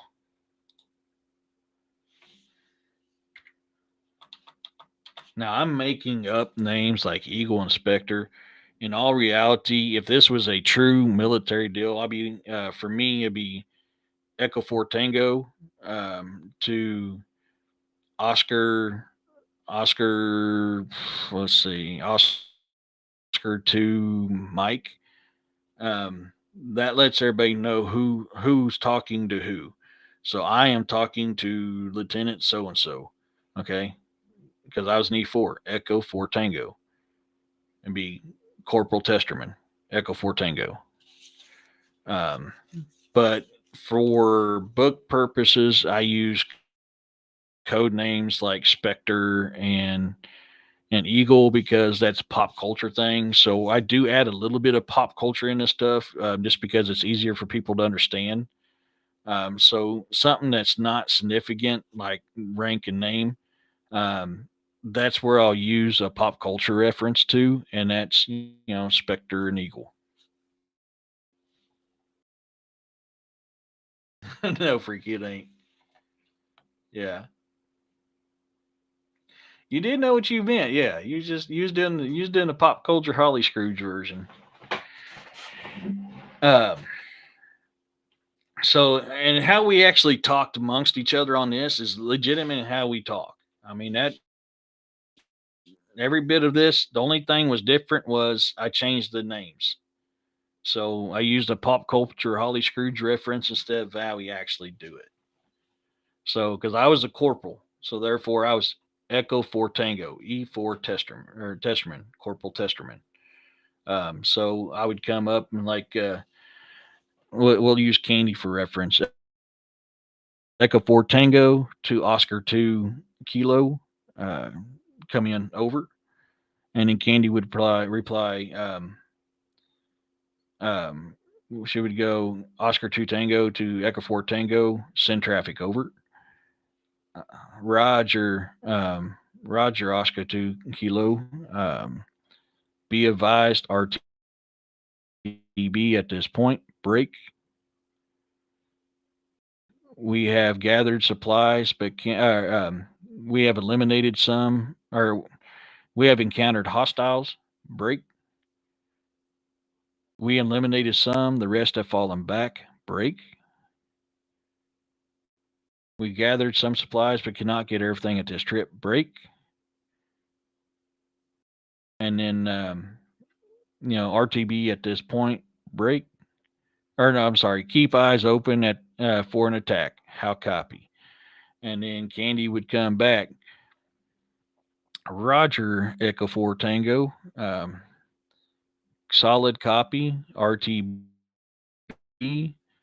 And she repeat everything I said. That way we know that we know how to we know that we copied everything that was said, so we know each other. We know what what's going on. So we confirm that we understand. We confirm that this is happening, and that's literally how we talk. And then when it's done, she would say solid copy, Spectre, or solid copy, Echo 4 Tango, your RTV, break, have supplies, break, any presence confirmed, out. And that tells me we're done talking.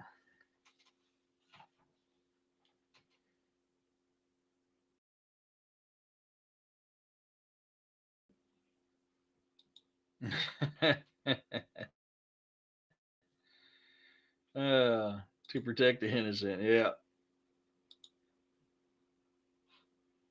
Been listening to the AI tell stories that need to learn when to take positive. Yeah. Or show emotions too. Yeah, absolutely. That's why I haven't done the AI thing yet. But honestly, financially, it'd be smart if I did. The problem with it is they don't like, they say bow instead of bow, or they mispronounce things all the time. And there's absolutely no emotion to it. And that's one of the killers. Understood, Batman. So, but that's why I didn't use the true everything. Most of it's real on the communications. Just I changed it up on the name just because, well, you got to keep it somewhat where people can understand.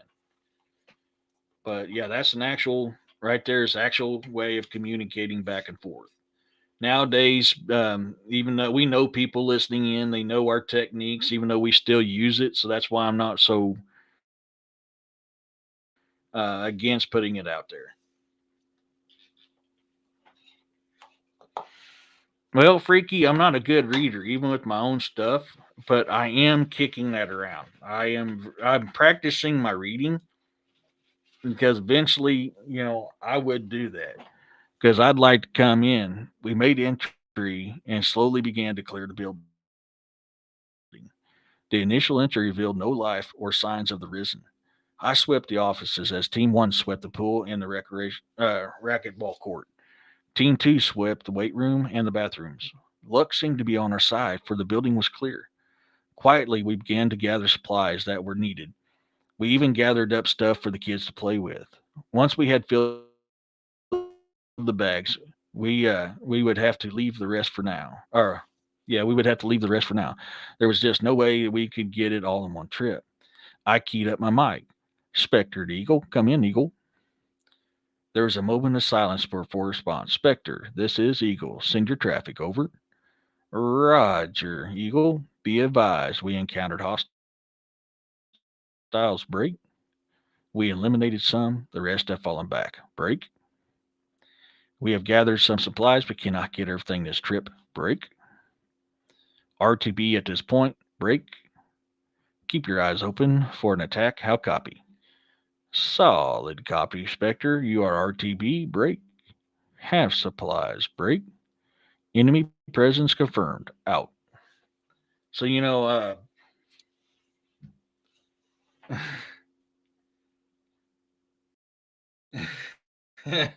candy. um, so therefore, even though I wrote it because there's stuff in there that's going to mess me up, it would take me forever to record it because I'll be constantly doing it. Now I've practiced it on some of them short stories I did on them videos. If you go to my YouTube and look at videos, I've done short stories on dreams, realistic dreams that I had. Um, and that's one way for me to practice because eventually I want to start doing that with my own books. And that's the thing. That's why I don't like AI. Is because you can't have emotions, and so take for instance, let's go here. Let's go to chapter 1 for a minute. Um,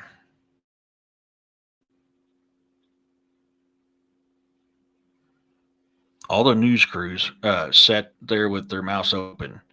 I shut the television off. It has to be a hoax. The dead rising? How is that possible? My memory drifted off to my last deployment in Afghanistan. I was in the mountains. My team was tasked with infiltrating a Taliban hideout and eliminating the Taliban there.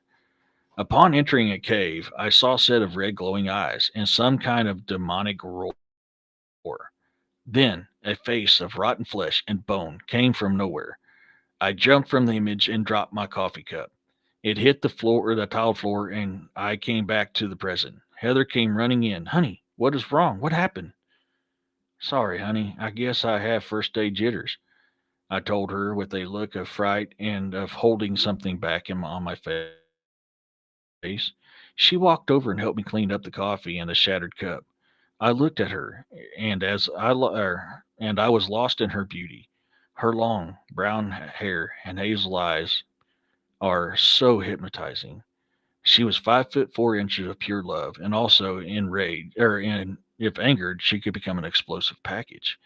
That is why I fell in love with her in high school. She would go out of her way to help someone in need, but also would wipe the floor with you if you pissed her off. So you got emotion coming in. You can feel the love, you can feel the fear. That's what I like when it comes to reading.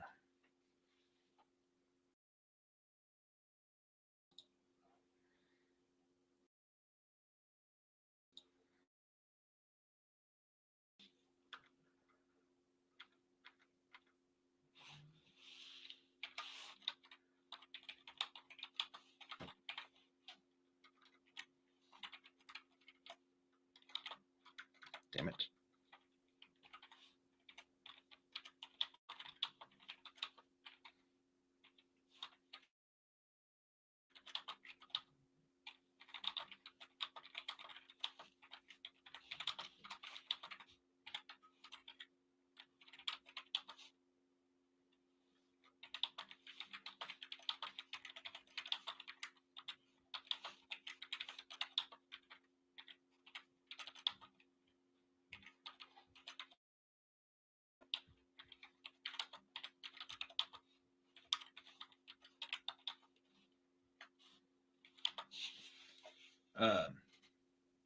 She does freaky, don't she? That's what I like about her. Heather's a firecracker.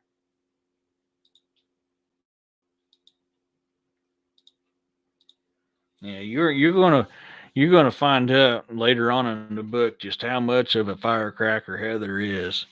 I think she's gonna surprise a lot of people what she can do because she was a Marine too. Her and Ron met at Marine Corps Base Kaneohe Bay, Hawaii together. She worked a motor pool where Ron was an infantryman. So that's how they met and they got married. And when they had their first son, Jack, she decided to leave the Corps to stay home to be a mom while Ron still served.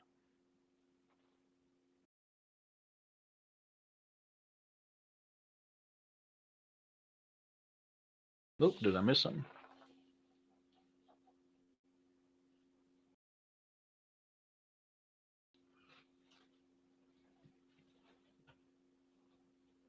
Oh, okay. Um, so she's a legitimate badass too.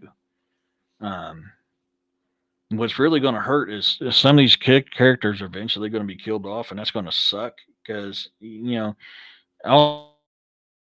even though I've only got as of right now, the only characters that are noteworthy is Ron, his wife Heather, his oldest son Jack, his middle son Marcus, his youngest son Samuel, Jeff, who's his partner, Mike, who's Jeff's army buddy, Bob Sherman, who is a boozer, wino, and felling preacher. He's the leader of the saints. The only one that I'm going to be excited about if he dies is Bob. If any one of those other characters I've started already, if I got to unalive them in this book, it's going to tear me up because I've already grown a rapport with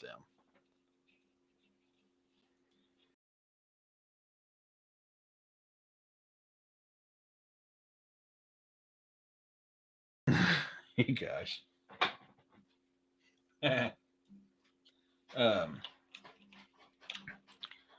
but now we're getting ready to get into a fun situation here because we think everything's going good because it sounds like it's going good right now, Dan, doesn't it?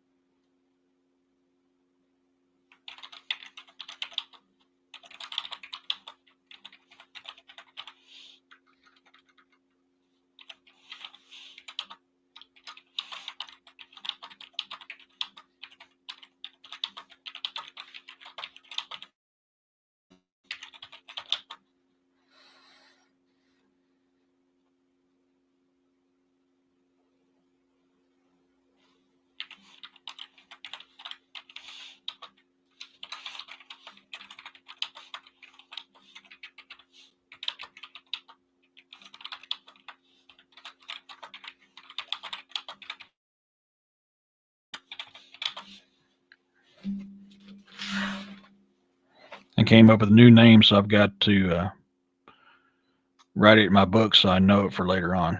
And I ain't got to constantly go back through the book and see what I was writing about. Let me see what I missed here. Okay, I don't know. Okay, good. Fix my mistakes and I'll carry on with this. Oh, I accidentally hit. I did. I hit that A instead of the S.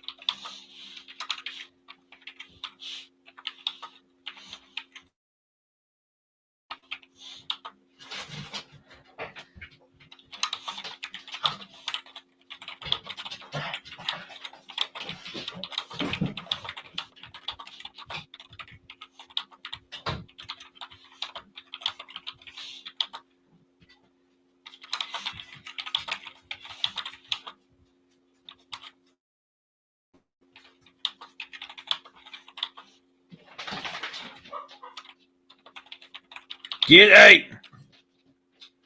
Leave them alone. Just because they walked, you leave them chickens alone. Just because they walked in the house doesn't mean you get to go out there and play. They're not a toy.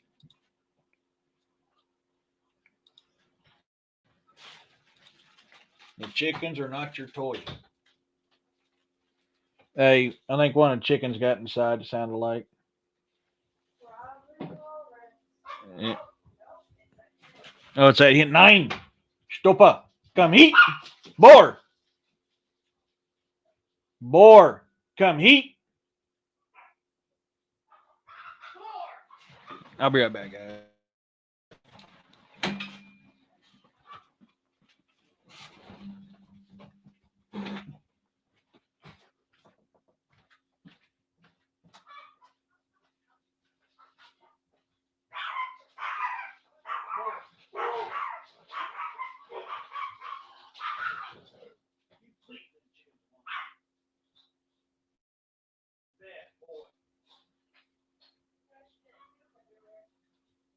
What was she in here doing? He got Boar stimulated and he thought he was playing with a chicken. Oh, all right. Sorry, guys. The life and times of ED Testerman. Chicken wrangling in the house. Yeah. It's absolutely right. It did, Freaky. Okay, where was I at here?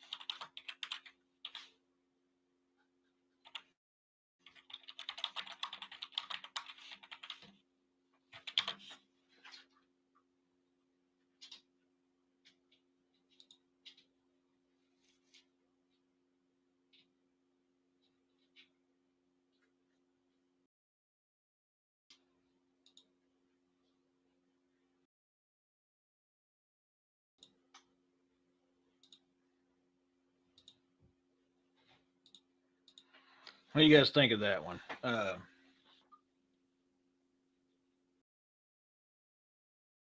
I'm not the only one. uh,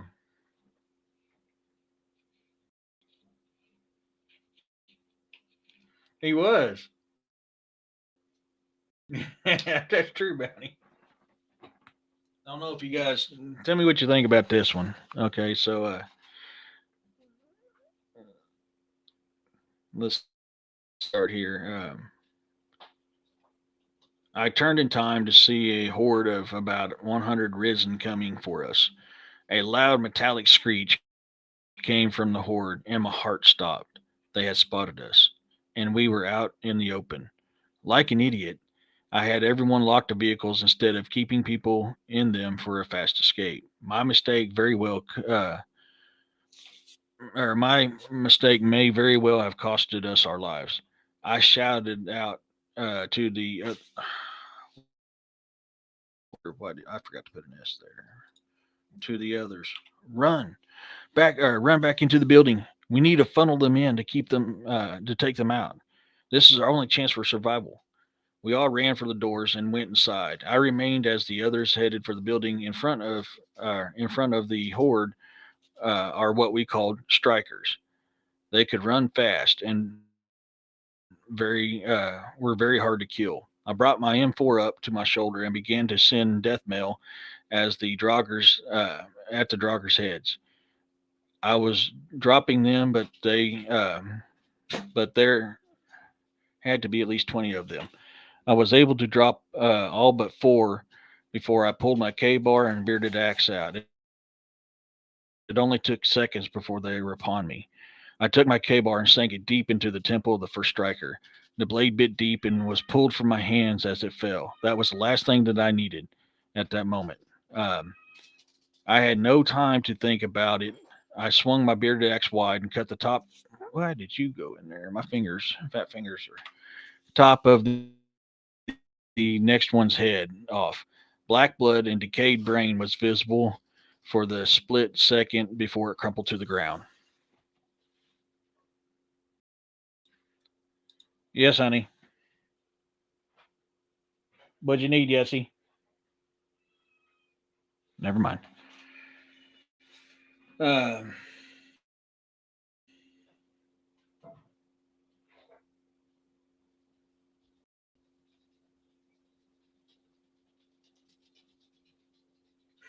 that's funny.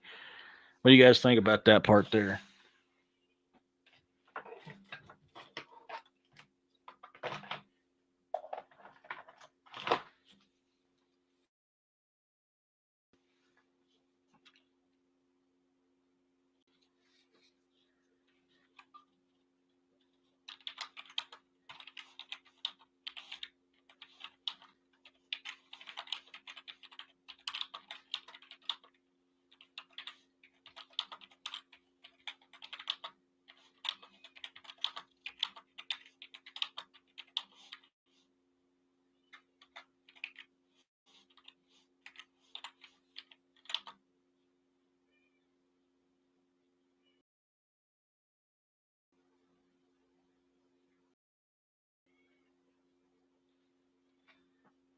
That's a good point, Urso. Let me find that. Where was that?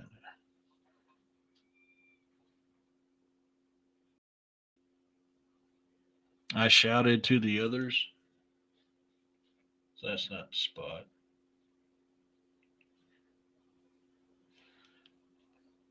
I didn't put out there. I shouted to the others, run back into the building. We need to funnel them in to take them out. That is the only chance we have at survival. Yeah.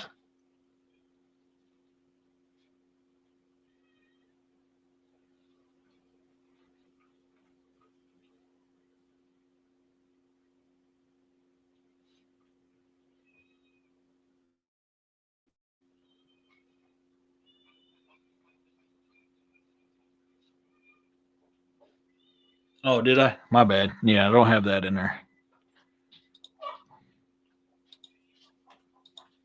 It's back. You'll have to shunt that screen door.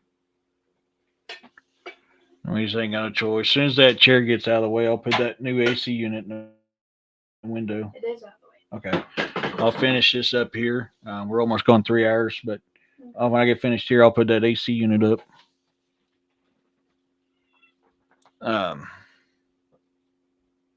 Yeah, I may have said it just because that's how my brain works.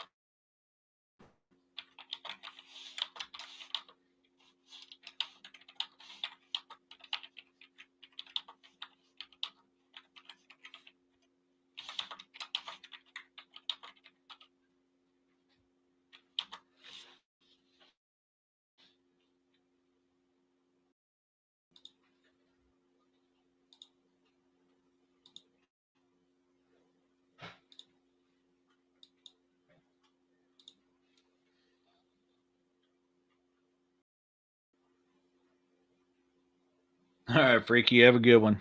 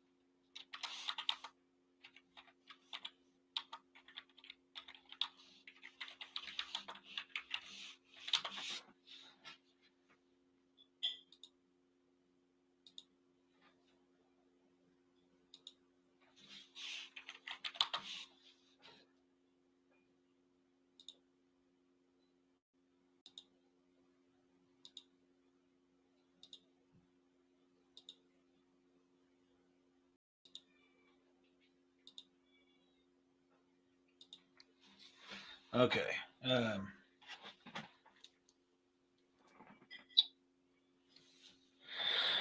So we just finished that part. Um,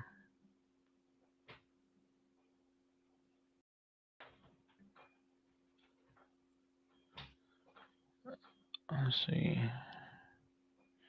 The fourth grabbed me from behind and bore me to the ground. I could feel its teeth scraping on my armor as it tried to tear my flesh away.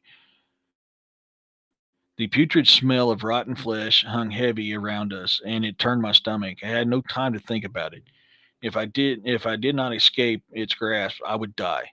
I was able to roll over onto my stomach and pick myself up. That fucking thing was still clinging to my back. I reached behind and grabbed a handful of hair and rotten flesh. I quickly bent my knees and bent over at my waist, causing the thing to fling over my back. A soft, wet, ripping sound could be heard when I flipped it over me. In my hands was the bloody remains of a clump of hair and flesh. I had ripped the scalp off the thing, and it was quickly getting back to his feet. I kicked it in the side of the head, and when it fell back down, I brought the heel of my boot down upon its face, crushing the skull. It quit moving after that.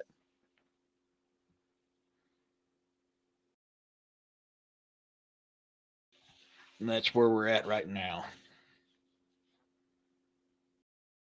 2, 4. I'm on page 5, so I've got this one and 3 others to write before we can go to the next chapter.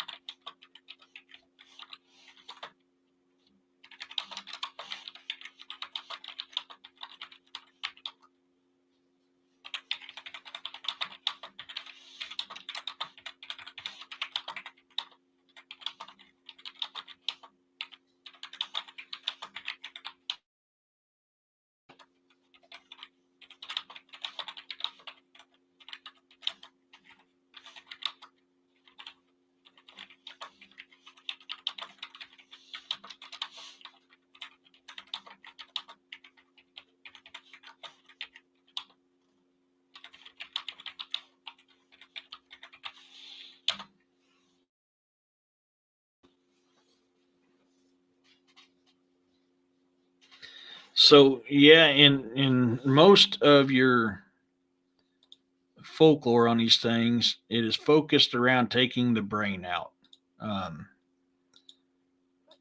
Removing the head or taking the brain out of the equation seems to be what stops them. So that's why I'm using those two in this book, because in the folklore, that's in a lot of folklores, you got to cut the head and burn the body. You cut the head off and burn the bodies.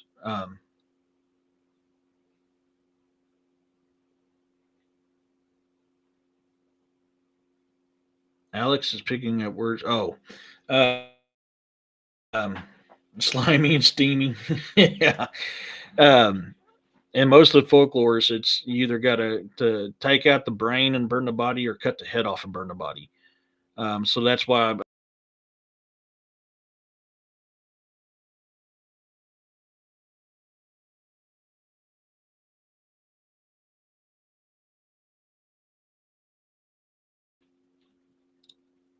Oh wow, it took me off for a second again. Stupid internet. It's a clear day too. But yeah, I hope that answered your question or so. Or yeah, I hope that answered your question or so.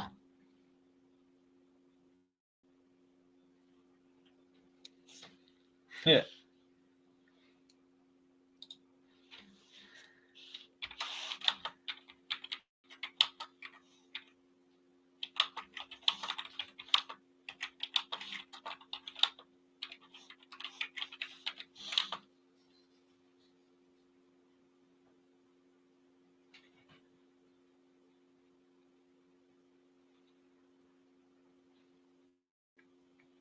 Am I not back on your side?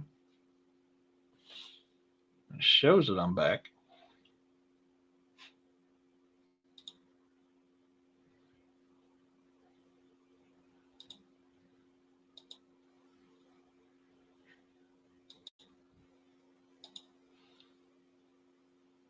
Am I not back with you guys?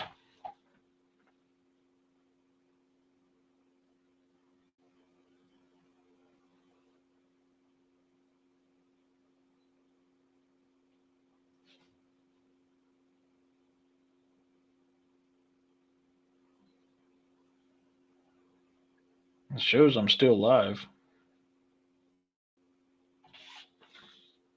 Okay, good. Thank you. Um,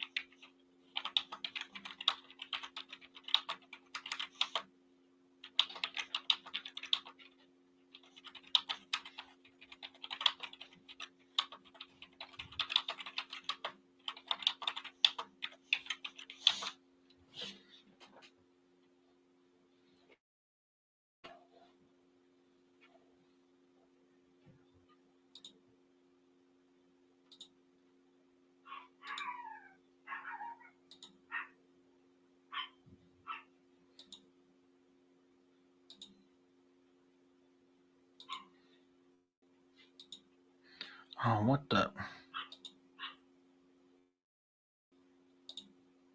stupid thing. Um,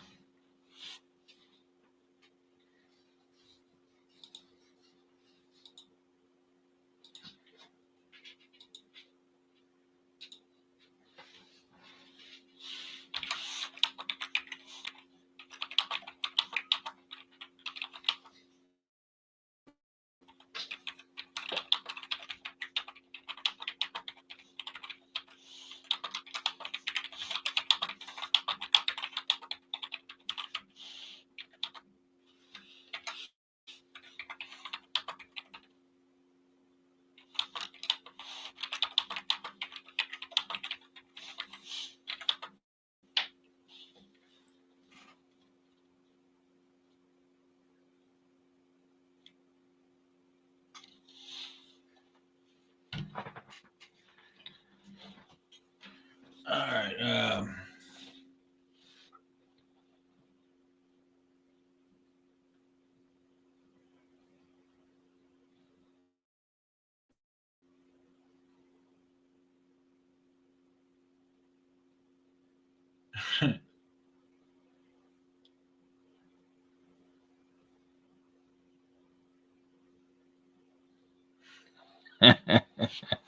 You guys.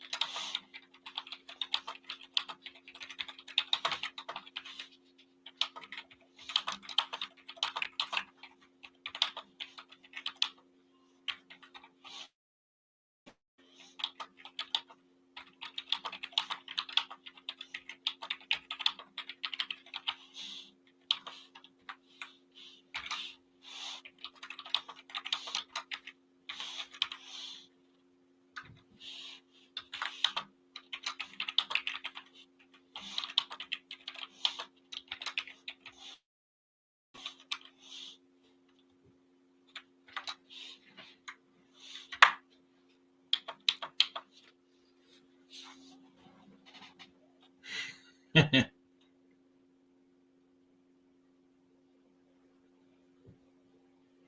missed something that you guys are talking about. I'm confused on candy.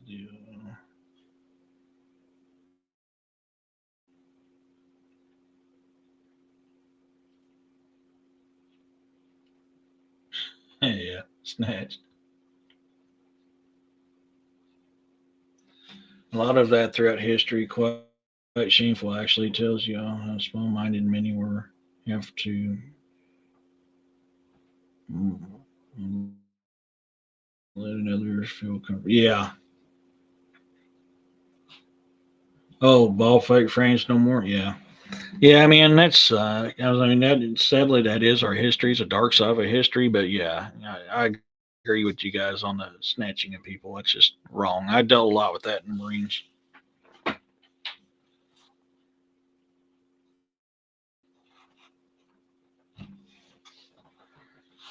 People don't realize that still goes hot and heavy to this day. Well, it was. A lot of that's been stopped. It's not completely stopped, but a lot of it is stopped.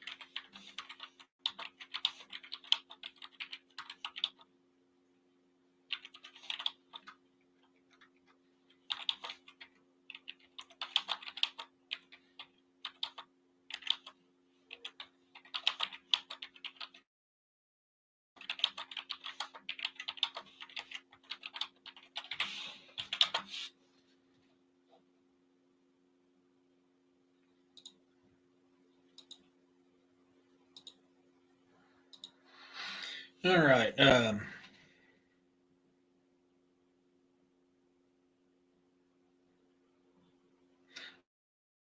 Yeah, I agree with you guys. I didn't realize that we're over 3 hours on this live. So I think I'm going to cut this short because I got to run to town. This is a good stopping point. We're almost done with chapter 5. We are 2, 4, 6 pages in. I have an 8-page chapter. So this is a good stopping point for now.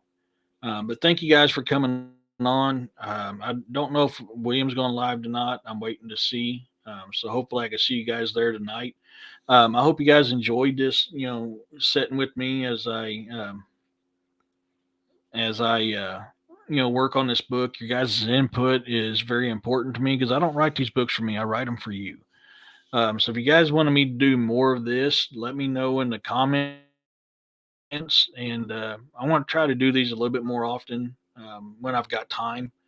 I was blessed today to be able to have the ability to come on and do this because I haven't been able to do this in the last several months. So probably 4 months since the last time I've done this, at least 4 months. So I was kind of looking forward to doing this with you guys again. So like I said, if this is something you like, you want to see more of it, let me know in the comments, and we'll continue doing more. So until next time, you guys, peace, love, and blessings to you all, and thank you again.